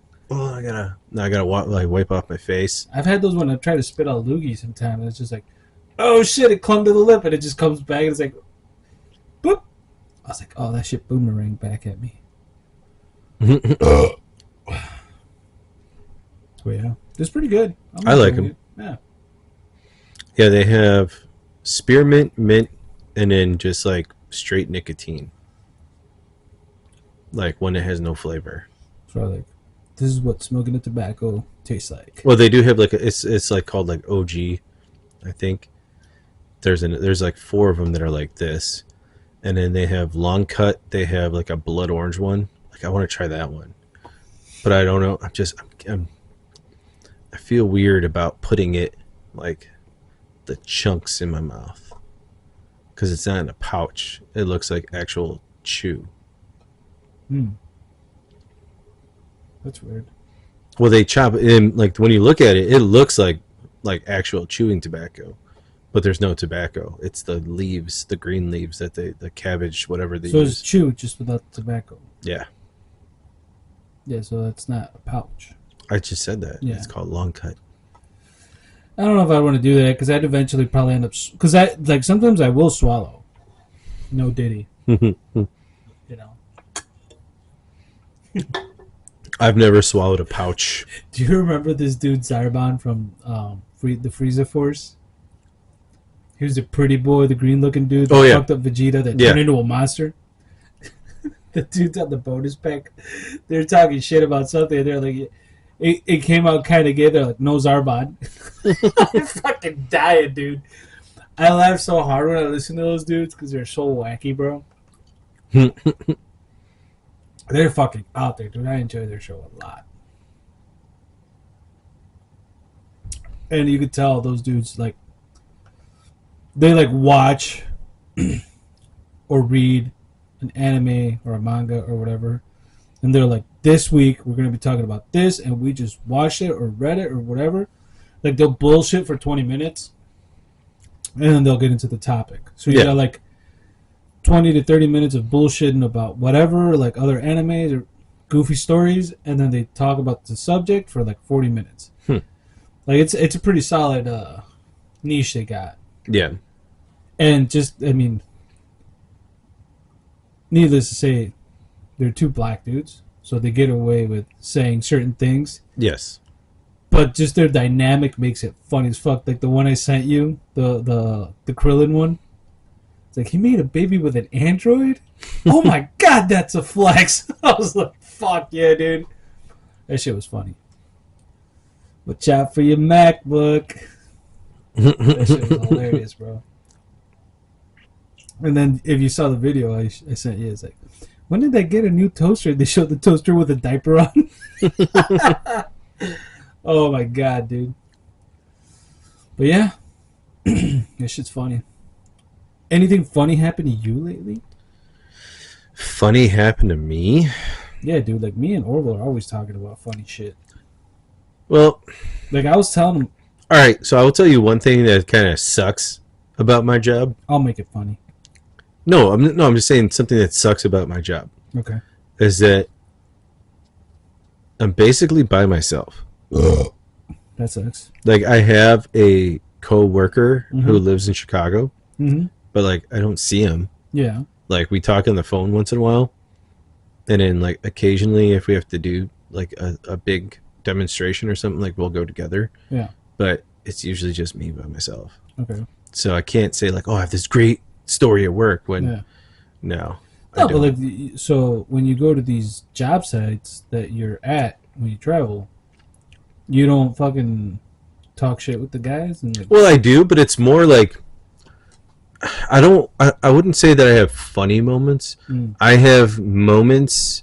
I have some cool moments that I wouldn't have experienced in my previous careers. Okay.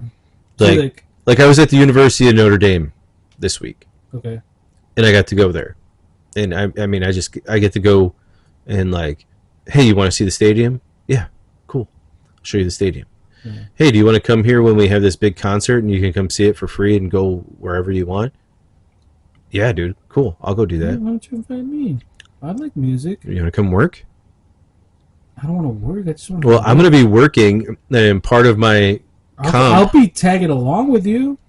And maybe if I enjoy what you do, I'll be like, yeah, dude, sign me up. Here's the thing, like, for today, like, my headlamp went out. Like, it just, like, it doesn't work anymore. So I called my supervisor at the end of the day to let him know, like, hey, man, I've tested it, I've recharged it, it's not working. You're going to have to get me, a new one. He didn't answer, so I texted him, and I told Orville, I was like, do you think I should text the manager? I'm not going to say his name, because I don't know if he wants to be out there, but he's like, well, if you couldn't get a hold of this guy, yeah, just give him a call. I saw his truck, he's still here. I was like, all right, so I called him. You know how he answered? He's like, hello, this is Juan Gonzalez. And I'm like, hello, this is so-so. So I said his name. He's like, what's up, sir? I'm like, nothing, this happened. So dude's goofy like that. He's a fun guy.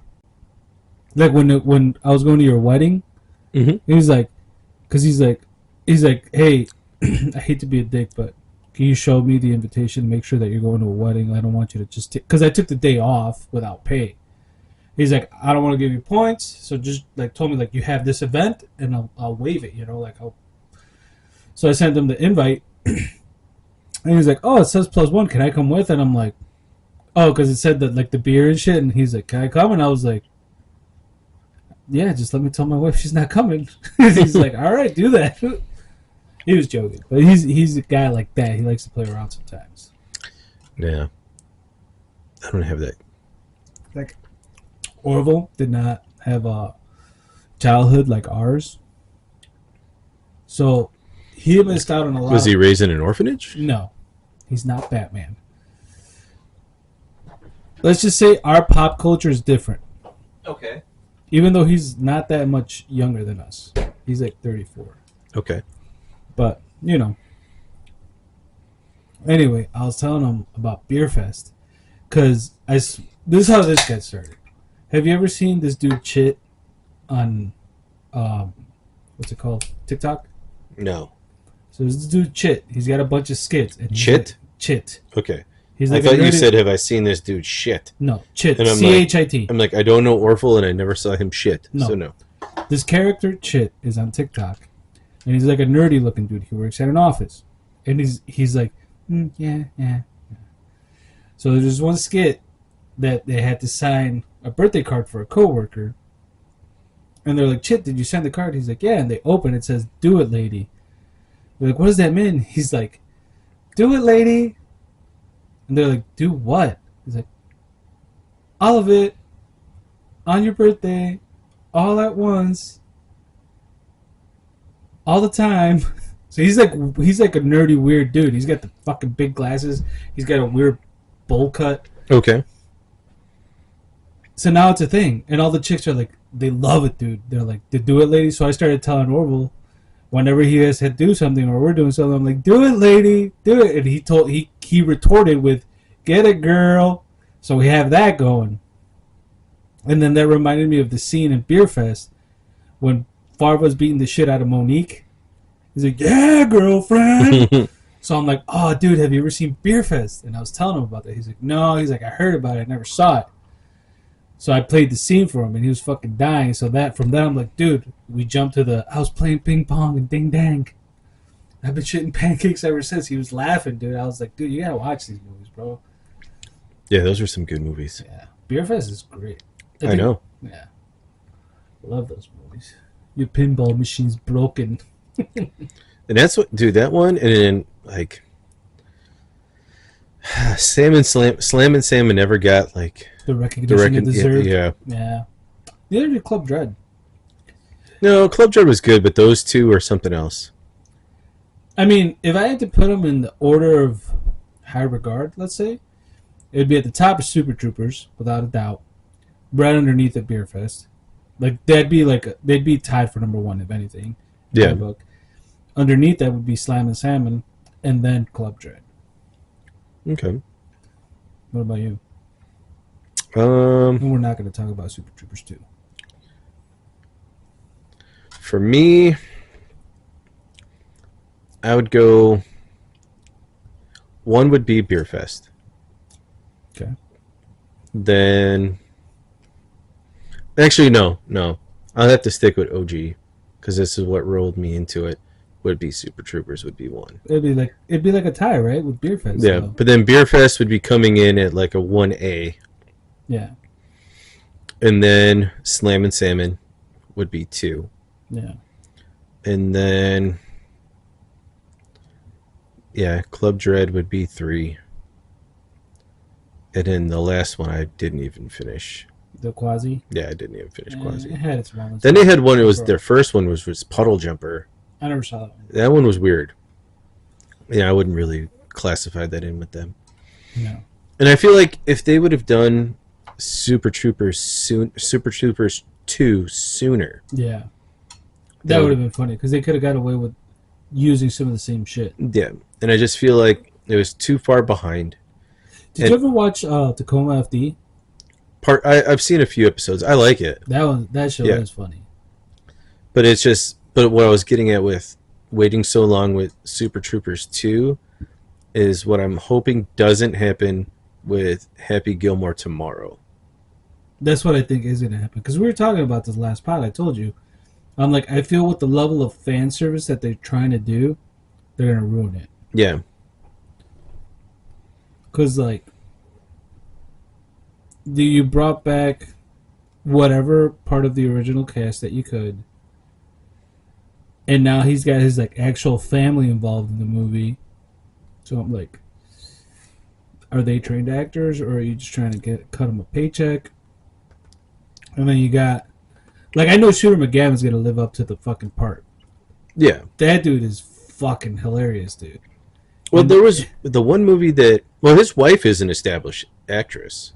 Yeah, she's in all of his movies. Yeah, I mean, she's actually pretty good. She's all right. She's never had like a long role. No, but I'm talking about like just the characters that she plays. Yeah, she plays them well. She doesn't. Yeah, like, I hate to say this because I love Ken Smith, but like, if you saw the Jay and Silent Bob reboot, like, I'm gonna say this, and I mean, because I've seen a video, his daughter got a lot of hate, And he defended. He's like, she's my daughter, dude. Of course I'm gonna try to put her in movies, dude. Like, Yeah. if that's what she wants to do, I'm gonna try to get her to do it. But I'm like, I saw it. My honest opinion, not a fan. So does that affect the way I look at his movies? A little bit, but I could always go back to the classics. Yeah. You know, the ones that I'm like, these were fucking great. So it's the same thing where it's like, you know, like a lot of the dudes in Sandler's crew are like guys that would not have a job if he didn't keep them around. Oh, I know. Well, I don't want to say a lot, but some of them. You know? Oh, so well, his daughter is in Happy Gilmore too. She actually was really good in. Oh God, what was the one movie the Bat Mitzvah? I saw that. It wasn't that great. No, but I thought she did a pretty good job. Sure. I saw that movie. That's the one where he's joining families with Chris Rock. Adina Menzel. So it's his daughter. I'm thinking of a different movie. Yeah. So right. yeah, his daughter. No, you're thinking of the one where they're joint. No, this is about his daughter like coming of age for her bat mitzvah. I never saw that. It's actually pretty good, and it's his daughter is the main character, Okay. and he plays her dad, Mm-hmm. and then what's her name? Adina. Is it Adina Menzel? Yeah, Adina Menzel plays his wife, the chick that sang Frozen. Adina Menzel. The chick. I thought Demi Lovato sang Frozen. No, she was the main character in the animated show movie Frozen. Talking about the voice actress? Okay. And if you saw Adina Menzel, you know who I'm talking about. Let me look her up really quick. Adina Menzel. She was also in Uncut Gems with him. She was in Wicked. Okay, yeah.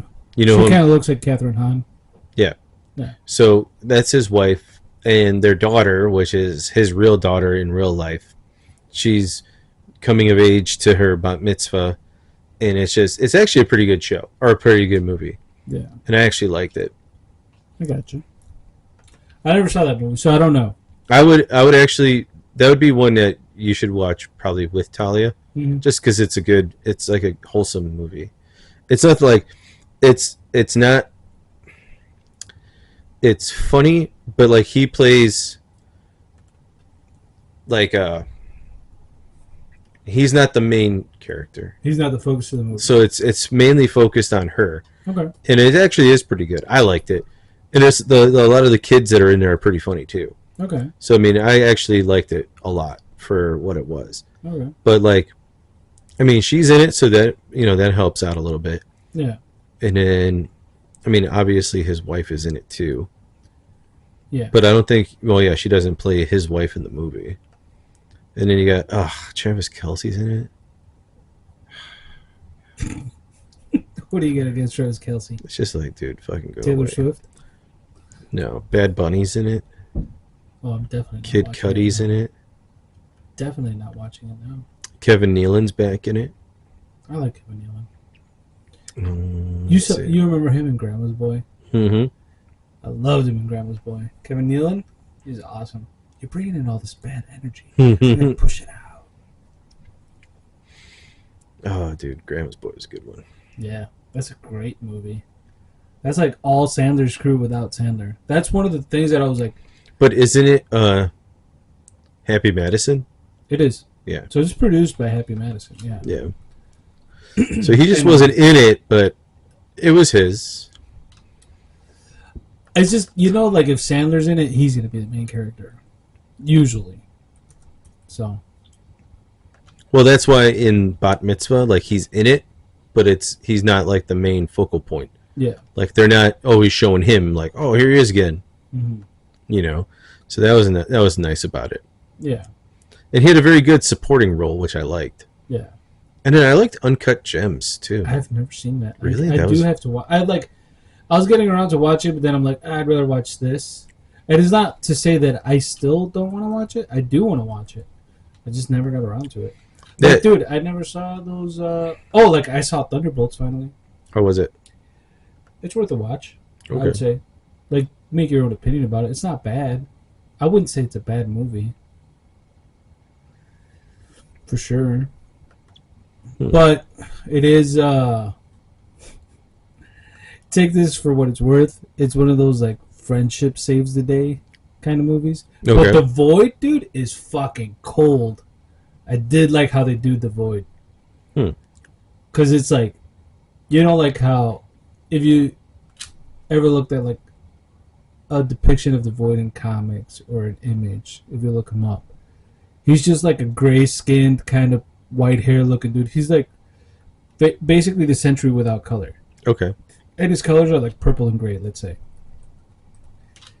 In the movie, he's just darkness. He's just a shadow. Yeah. Like, he's a silhouette, but his eyes glow. And it's not a glow like they're not shining. It's just like a shimmer. So when they do a close-up of his face, you don't see his face. You just see the shimmer of his eyes. It looks so cool, dude. I was like, yes, that was well done. At least I enjoyed it. Okay. And like I said, the movie, it feels like it's a stepping stone for what's coming. Like the story itself. Yeah. But it's worth a watch. It does have its funny parts. You'll enjoy it because they kill Taskmaster. Like, quickly. Well, at least that version of Taskmaster. That's that you don't like. the well. Do you like that version of Taskmaster? I mean, I feel like they could, if they were gonna keep him around, or her around, they could have rolled with it and just try to make her a badass. They did redeem Walker a little bit. Like, it wasn't like what I was expecting, but they were like, I guess he's not that bad. Like, it was one of those like, I guess he's not an asshole all the way. He's still kind of like arrogant though. Yeah. And then the Red Guardian's just the Red Guardian, so he's cool. What was in it? Ghost. Mm-hmm. She's alright, passable, I guess. Like, there's nothing really like. She's not evil anymore, I guess. She's kind of like a Black Widow type character. Okay.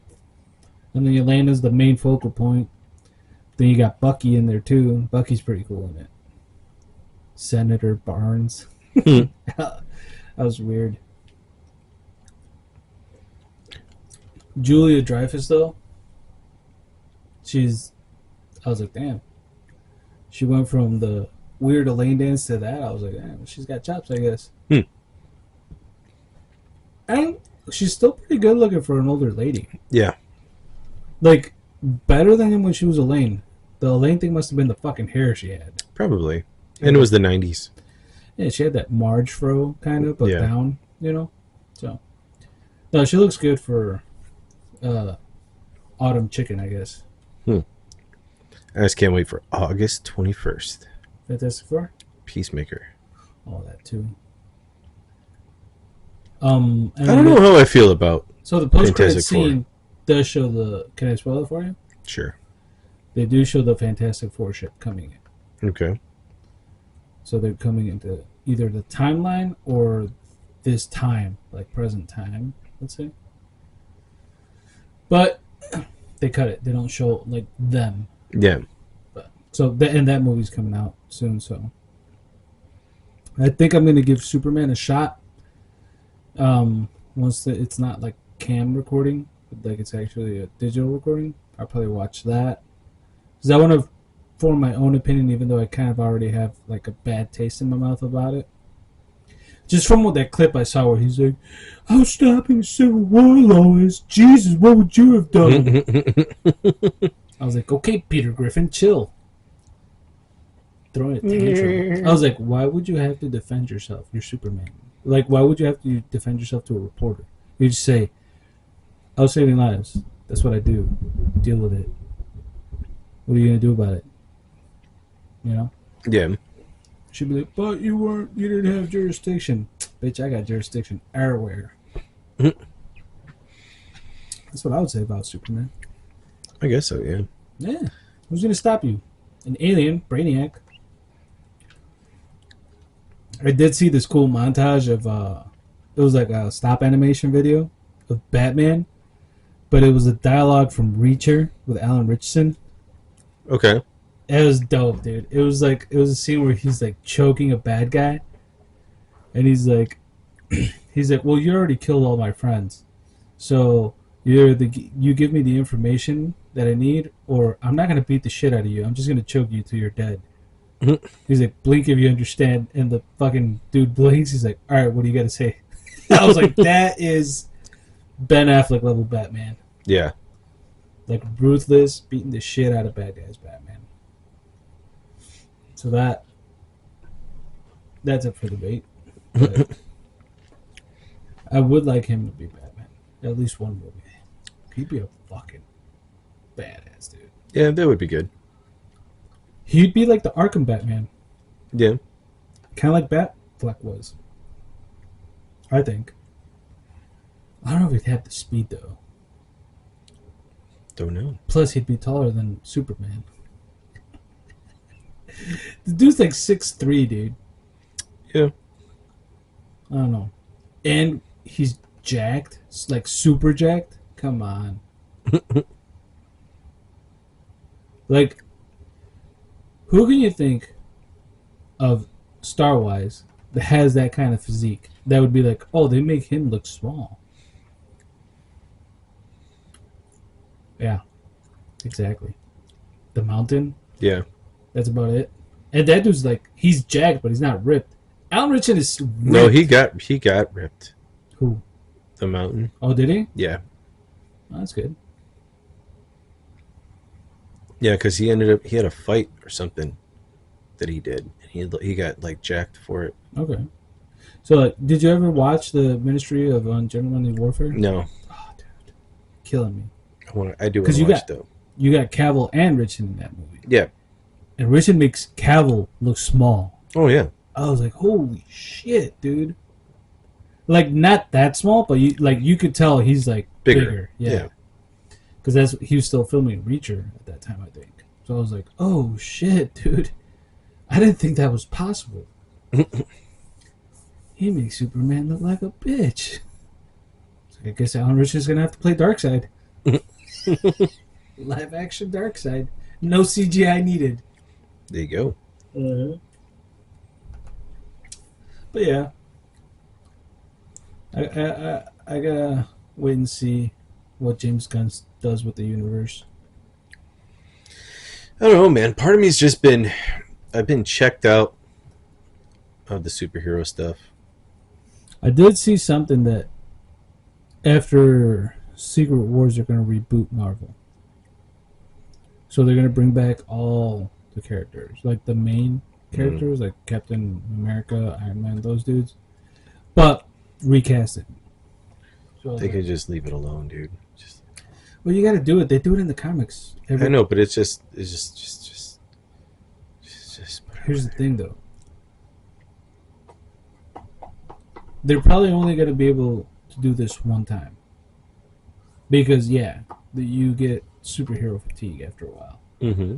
But now, if you do it right, and you get up and coming actors, not established actors, you can get a good contract with these guys, and it's like, hey, this movie's gonna make a lot of money, but we gotta pay a lot of fucking profile. The actors that are gonna get big because of these roles. Yeah.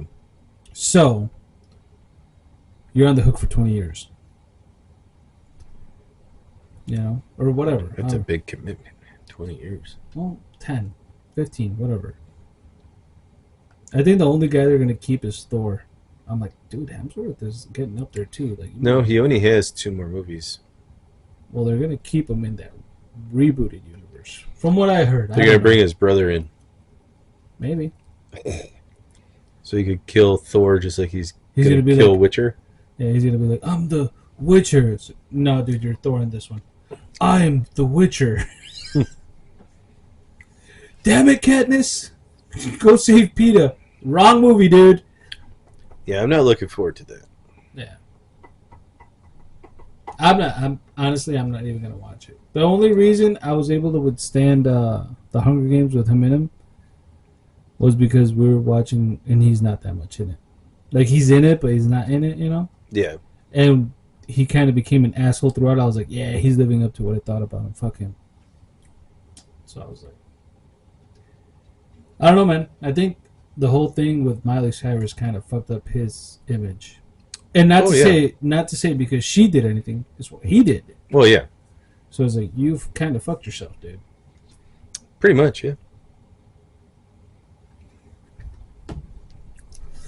Because it's hard to get out from under Thor's shadow. Just ask Loki. Isn't there another Hemsworth brother too? There's 3. Yeah, the older one. Right? He was an actor too. Yeah. He was in. He was in one of the Thor movies. He was in Ragnarok. Yeah. He was the one playing Thor. Yeah, he was. And Sam Neill was Odin. Yeah. That was funny. Matt Damon was Loki. Fucking Matt Damon, dude. I just watched that one not too long ago. That's one of my favorite ones to watch. Ragnarok? Yeah. Yeah, it's a decent watch. I mean, I just liked it because it had the action, it had the story, and it had that little like that was Taika Waititi's best one. Yeah, out of the 2. Well, I'm just saying, like, that was the way that was capturing it to be like, all right, and then how like you incorporate the Guardians with everything else that was going on in the other movies. Mm. Like that one was good. Yeah. And then Thor, Love and Thunder, just yeah.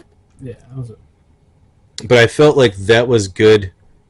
Just Ragnarok was a really good one to have a mesh of everything that was going on. I feel like it had a little bit too much on the comedy. I mean, not to say that's a bad thing because it did land, but it's like I couldn't take them seriously, you know. Yeah. But then again, there are kids' movies, so you gotta take them at their face value too. Wait, was it? Who's that? Is that his? Like movies that I could go back and watch and still enjoy. I'd say my top Marvel movie are Iron Man and the Winter Soldier. Like the first Iron Man and the Winter Soldier. Yeah. The Hulk, the Norton Hulk holds up for me. I know that movie gets like a lot of criticism too, and I'm like, nah, dude, that movie is good. The CGI was fucking splendid in that. I loved it, dude. For the time, was it like 08? No, Iron Man came out in 08. Yeah, I think it was 08. So it held up pretty good for me. Ed Norton Hulk was in 08, yeah. Yeah. And I liked that version of Hulk. You know? Yeah. That dude was like a powerhouse. You could tell that dude would have been on the way to World Breaker Hulk. Yeah. You know? Not fucking Smart Hulk. You don't like Smart Hulk? That was stupid. What? What's wrong with Smart Hulk? He's strong because of the rage. You make him smart, he's not angry.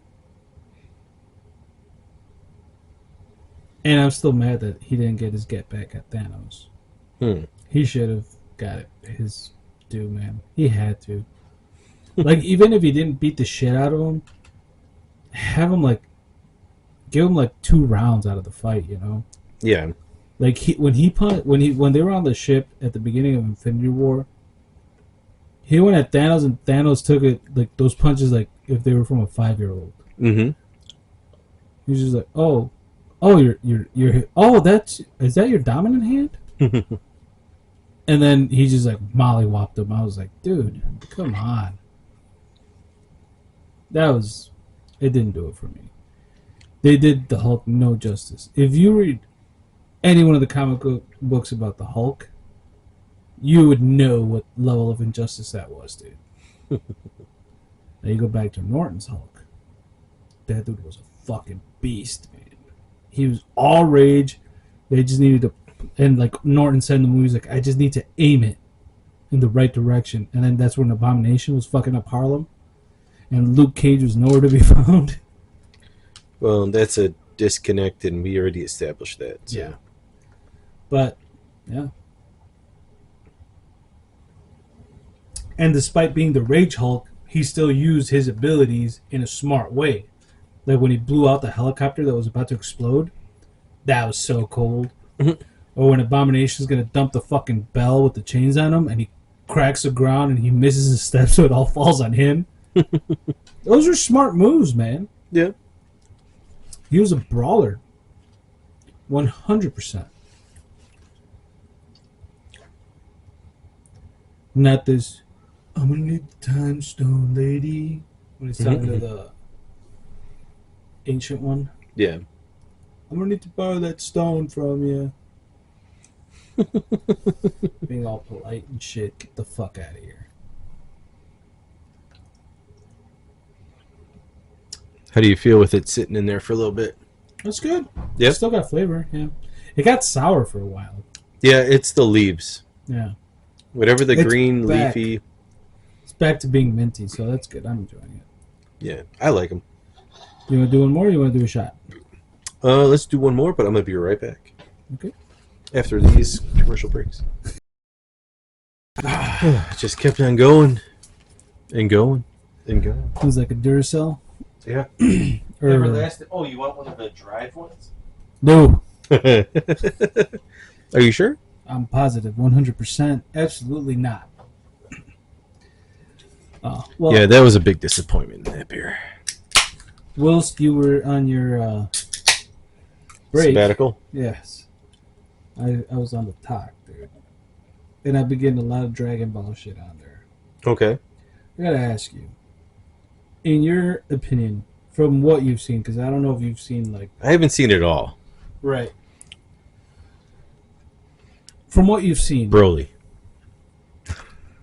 That's exactly what I was gonna ask. In your opinion, who was the best villain, let's say? So Broly's not... Well, the new Broly's not technically a villain. But I could see how in the Broly Super movie, or the newer movie, you know, he starts out as kind of a bad guy, I guess. Unintentionally. Okay. But who would you think is the baddest of the bad? Boo. Which version? Well, that whole storyline, how he morphed from... So I'll give you the rundown. You had Fat Boo, then you had Evil Boo, the Gray Boo, then you had Super Boo, when he absorbed Gohan? Mhm. No. Piccolo, I think. Yeah, Piccolo. Yeah. And then you had the Boo that absorbed Gohan, which I don't want to say. I think that is Super Boo. And then you have Kid Boo. He went through a lot of phases. I know, but I just felt like that whole story arc, That's so Boo. In the general, Boo saga, was probably one of the best ones for me. Okay. What was the best part about it for you? Well, just how they had to, like, one, when they're like, they underestimate him, Yeah. and then he fucks them all up and starts absorbing them all and eating everybody, and then to when they had to rethink everything, and then they had to go through everything to bring Gohan or Goku back to do the fusions. Okay, so that was a whole thing because at that point Goku was still dead. Yeah, that's what I'm talking about. But When he never lost his body because he was a good guy and he was training with King Kai. But I'm talking about, like, that whole arc of where they had, like, oh, we could do this. Now, Oh, shit, we can't do it. the fusion thing is tricky because when Vegeta did the sacrifice thing, you remember that part? Mhm. That was fucking cold. He wasn't going to keep his body. He asked Piccolo, he's like, do you think I'll go to, get to keep my body and all that shit like Goku? And they're like, nah, dude, you were a piece of shit when this started. Yeah. So he's like, I'm okay with that. He's like, I'm still going to do this because fuck Boo. And I'm going to do it to protect, Bulma, Trunks, and Kakarot. But then, Uranai Baba, the little witch lady on the crystal ball, Yeah. she's like, hey, King Yama, we need this fucking guy back. So you need to give him his body. He needs to get back up on Earth because Boo's fucking shit up. And Super Saiyan 3 Goku's not cutting it. Even though he was kind of holding his own, he wasn't cutting it. Yeah. But that's how Vegeta got his body back. And then the fusion thing happened, which is one of the coldest fusions. Who do you think is better, Vegeta or Gogeta? Which fusion do you like better?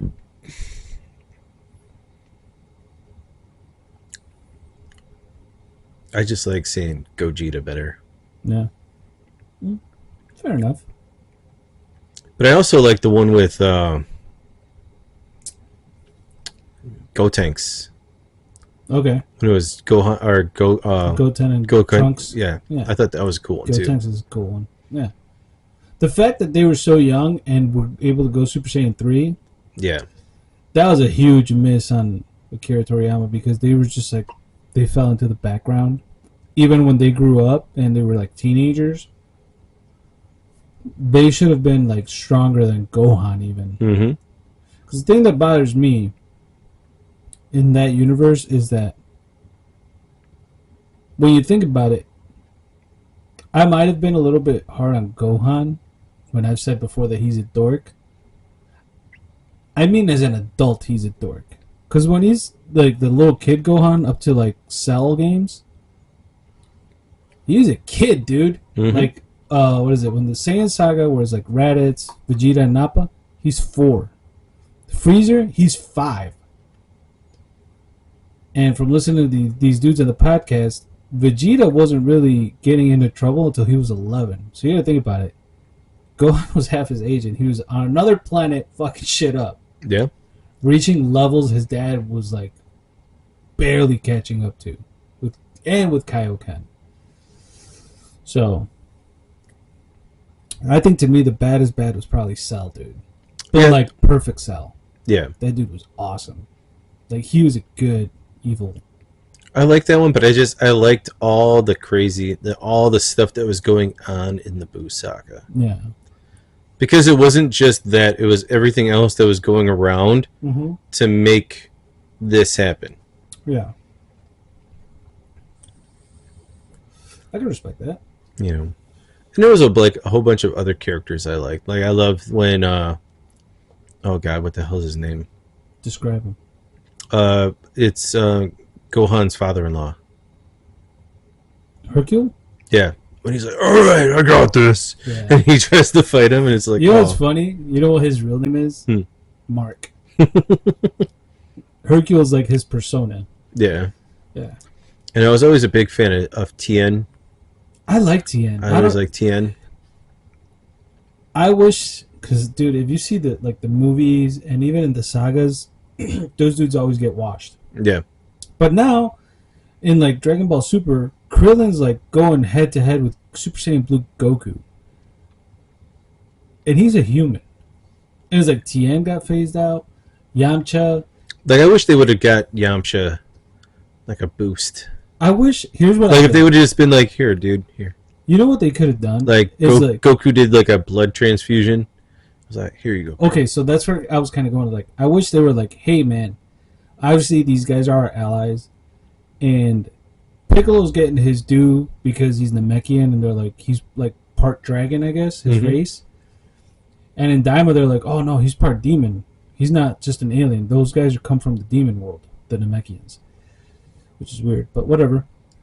So you're like, okay, he's got his way of getting his due, but Tien, Chaozu, Yamcha, Krillin, they have a peak, dude. They have a ceiling. Yeah. My thought would be like, why don't they use the Dragon Balls and be like, hey, how about you make these guys part Saiyan? Like half-breed Saiyan. Yeah. Or full-on Saiyan. Dude, with the beatings that Yamcha's taken, he'd overpower everybody. Oh, yeah. Dude, he'd be like, alright, fuckers, I'm going Super Saiyan 10.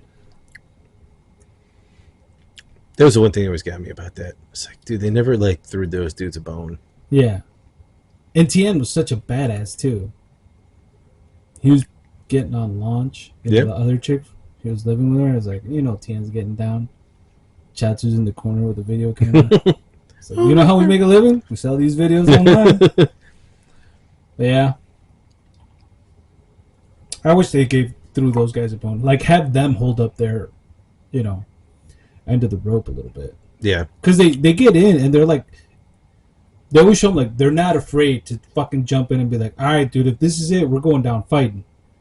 And then it's just like, all right, here comes Goku and Vegeta to save the Well, day. see, like, how come they couldn't have done it? Like, because they always show that Mm-hmm. they were able to break that wall No, to be able to break that power barrier. so here's the thing: they kept getting stronger, but it was always a step behind these guys because they're the Saiyans. They got to keep going above and beyond. Like Krillin was in the Tournament of Power, dude, Mm-hmm. and they had 17 and 18 who have limitless power too, which He knocked up an android, dude. Huh? He knocked up an android. True. So that's what I'm saying though. Like 17 and 18 are androids, and they were in the Tournament of Power because they have limitless power too. So that's to say, like they could catch up to Goku and Vegeta. Is that what you're telling me? They're on par with Cell. Like it's disappointing that they had to go revive Cell in the Tournament of Power because they needed their 9th guy in that roster versus bringing in Tien or Yamcha or somebody who's like, hey, you know, this is our ace in the hole. Yamcha, go hide. We don't want you to die. But, you know, I've always thought that too. I was like, oh man, I wish they threw those guys a bone. Because they just go in to get the shit beat out of them. And the funniest thing is, like, if you always look, Piccolo's like the main guy. He aura farms so hard, and then he gets the dog shit beat out of him. And it's just like, come on. And then in the last movie they did, which was the Super Saiyan or the Dragon Ball Super movie, that's when they evolved Piccolo to that like orange form. When he asked Shenron, he's like, "I want you to unleash my power to its fullest," and that's when he got like all big and orange and like, "Oh, this is like your dragon form, dude." And they're like, "But you know what? Gohan's gonna go beast mode." It's like, oh, come on, dude. Give Piccolo his due, man. Nope. Gotta stick with what, you know. That's what I mean. Like, now, from what I've read and heard, Beast Gohan's more powerful than Goku Ultra Instinct and Vegeta Ultra Ego. And I'm like, what? You're trying to make Gohan the main character again? Why? It didn't work with Z. Like, you fucked up after Cell games. Hey, man. They're just gonna keep trying until it clicks.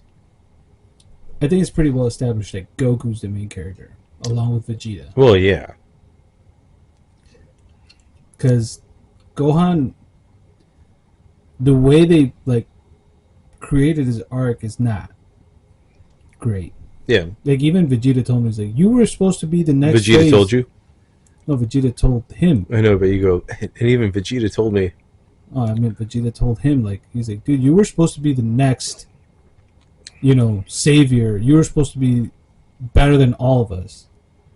And what did you do? You buried your fucking face in a book, stopped training, and that's why Boo kicked your ass. And then you had to go with the Supreme Kais and get Mystic Gohan form just to get your ass kicked by Boo. And your dad had to come in with a new form and hold his own until we were able to fuse. Yep. And let's not even talk about Broly, dude.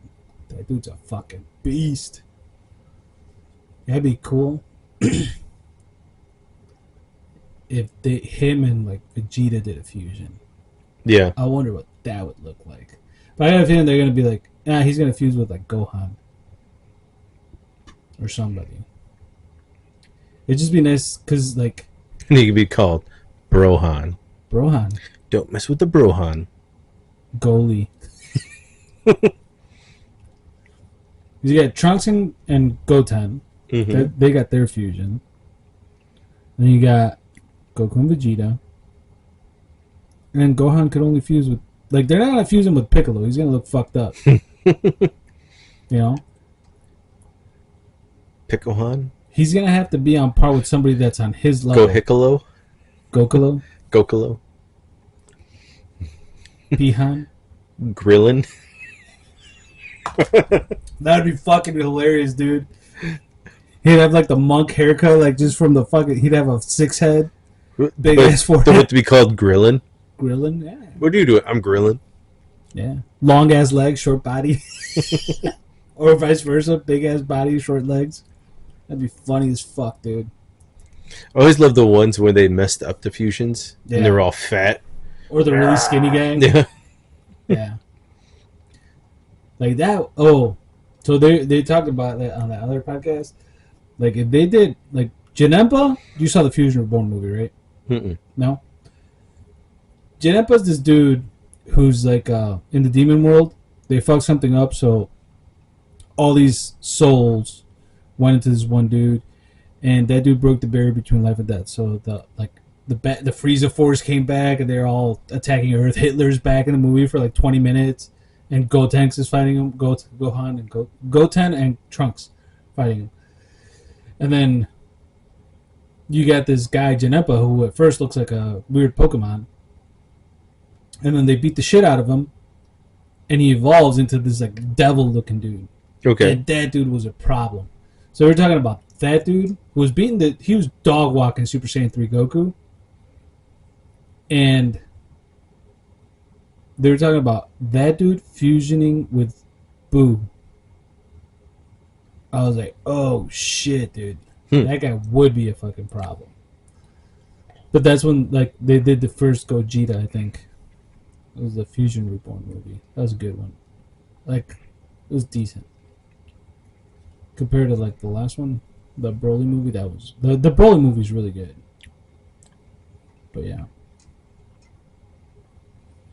Gohan and Broly, Goalie, Brohan. I think Brohan would be better. Yeah, yeah, And he could be like, don't mess with the Brohan. yeah. You stupid. You don't mess with the Brohan. Pretzels up Cell or what's the freezer? Yeah, I guess that would be cool. And then Adam Sandler shows up. Like, no, it's You stealing my name. don't mess with the Zohan. No, it's don't mess with the Brohan. Yeah. Yeah, but I guess Gohan would be like Or you can't score against the Brohan. the Broly. Broly. Hey, Broly, there you go. That would be like the one person who we could fuse with, I guess. And then you do a double fusion that lasts 5 minutes. Broly and Gogeta. Oh, dude. Oh, Oh, that looked like Gogeta Oli. he'd be like, I'm just gonna skip the name. Yeah. Who are you? I'm me.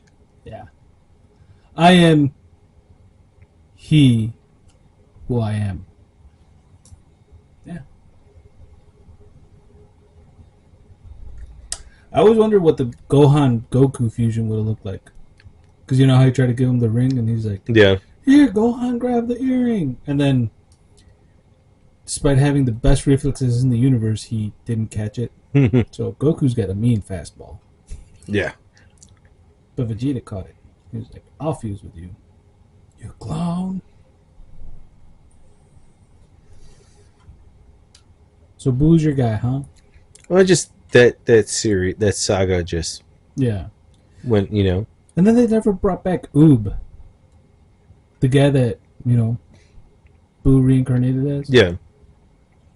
That dude was going to be like a Z fighter too. And they're just, I think they brought him in GT for like a minute.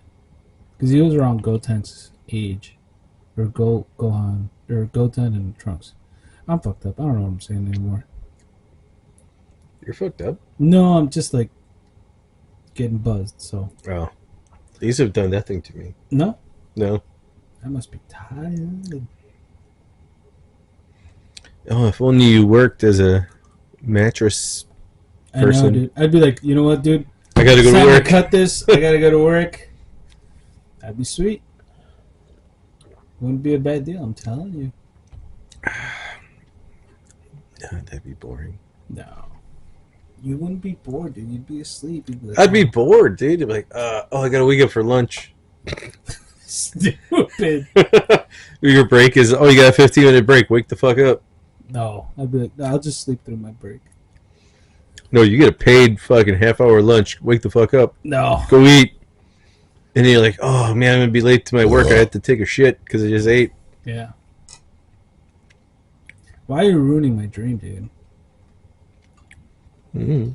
You're ruining my dream job. Poking holes at it. Watching that little ship slowly sink. An asshole. Because you just set it up for me. I'm just going to... It is what it is, man. I never did get into the Full Metal Alchemist though. I know you got into that one a little bit hard. Yeah. I didn't. I know the like Rigamigoo, but never actually followed it. It was just interesting. Yeah. It was interesting, and I loved the music. Yeah. You know. I see that.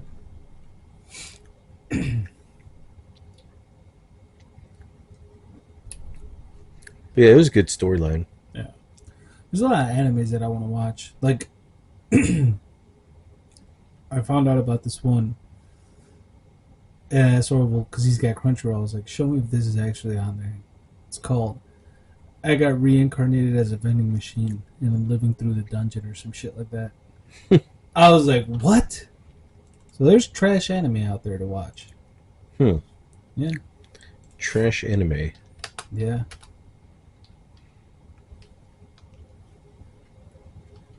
I'm gonna. Here we go. I'm gonna show you the images. Because it's just goofy, dude. Here we go. Get reincarnated as a vending machine. Oh, jeez. All right, it's terrible already, dude. Yeah, dude. I started watching Black Clover. I got through like the first 10 or 15 episodes. And it was too Pokemon for me. We were like, this is for teenagers. It's not, because it's not for kids. There's a chick that's always lounging around in like just like underwear and bra. Nice. And I was like, okay, so that's not for kids. But the animation's like kind of like what I just showed you, so I'm like, that's not really for adults either. It's for Asians. Yeah. Well, their legal age, I think, is for 14. Their I don't consent know. age. I didn't look into the legal age of I just overseas. heard it over the podcast that I listened to. Yeah, Whatever. whatever. I was like, Uh-huh. I guess. It's when you gotta go on vacation in Korea. I'm not going there. You're gonna get a minor. Okay, we're gonna go fuck some minors. No, thank you. I'm happily married, sir. Uh-huh. Mm-hmm. You're married. I am married. The first part. Want to do a shot? What do we got? Do we still have any of that left? Any of that left? The- Any of what The left? jalapeno cucumber. Jalapeno pineapple. We might have to get another bottle, sir. No. We do. Oh, I thought you were pulling out the cowboy. I was like, no, No. don't do this No, to no, me. no. No, we still have this. Okay. All right, because this is winding down. Let's do a shot. Call it a night. I'm gonna sleep like a baby, dude. My muscles are so relaxed. Yeah. I'm telling you, dude. My drinking stamina, endurance, whatever you want to call it, has gone down. My drinking stamina. Yeah. Do you remember the night we pulled back a 24 pack of Tecate Light before we went out drinking? Yeah. Ah, to be young. That was before you were married. It was before you were remarried. I know. I couldn't do that anymore, I don't think. I might be able to. But the next day would be horrific. Here, do you want to just kill that? No. No, look at that. That's it. Enjoy. No, here. I'll do a little bit, and you just do there. You can't fit anymore in here. Here, you can do that. That's literally a sip. I'm a man now. Oh, that was a jalapeno. So good. I'll throw that. to the This side. is by far The best one. out of the On the Rocks premium cocktails. Oh One of no, the- Bland. That blue curacao one was pretty. Yeah, good. but this one, dude, I just we kept going back to it. You're right. 'Cause that the one. whiskey pear was not the best. No, It was decent, It was but- good, but that sets it up That's another notch, dude. Yeah. That's Yeah, not the bad. blue Hawaiian one was good. Yeah, this one was not. The strawberry daiquiri was alright. Oh, look, it's already up there. Yeah, But it's just, that's a bigger bottle. yeah, that's a bigger bottle. But those are just, that's something about that one that just, Yeah, it pops. yeah, The pineapple jalapeno, brother. I know. I love it. Cheers. Cheers. Oh my god, I love it. Good night, everybody. Good Watch your night. animes.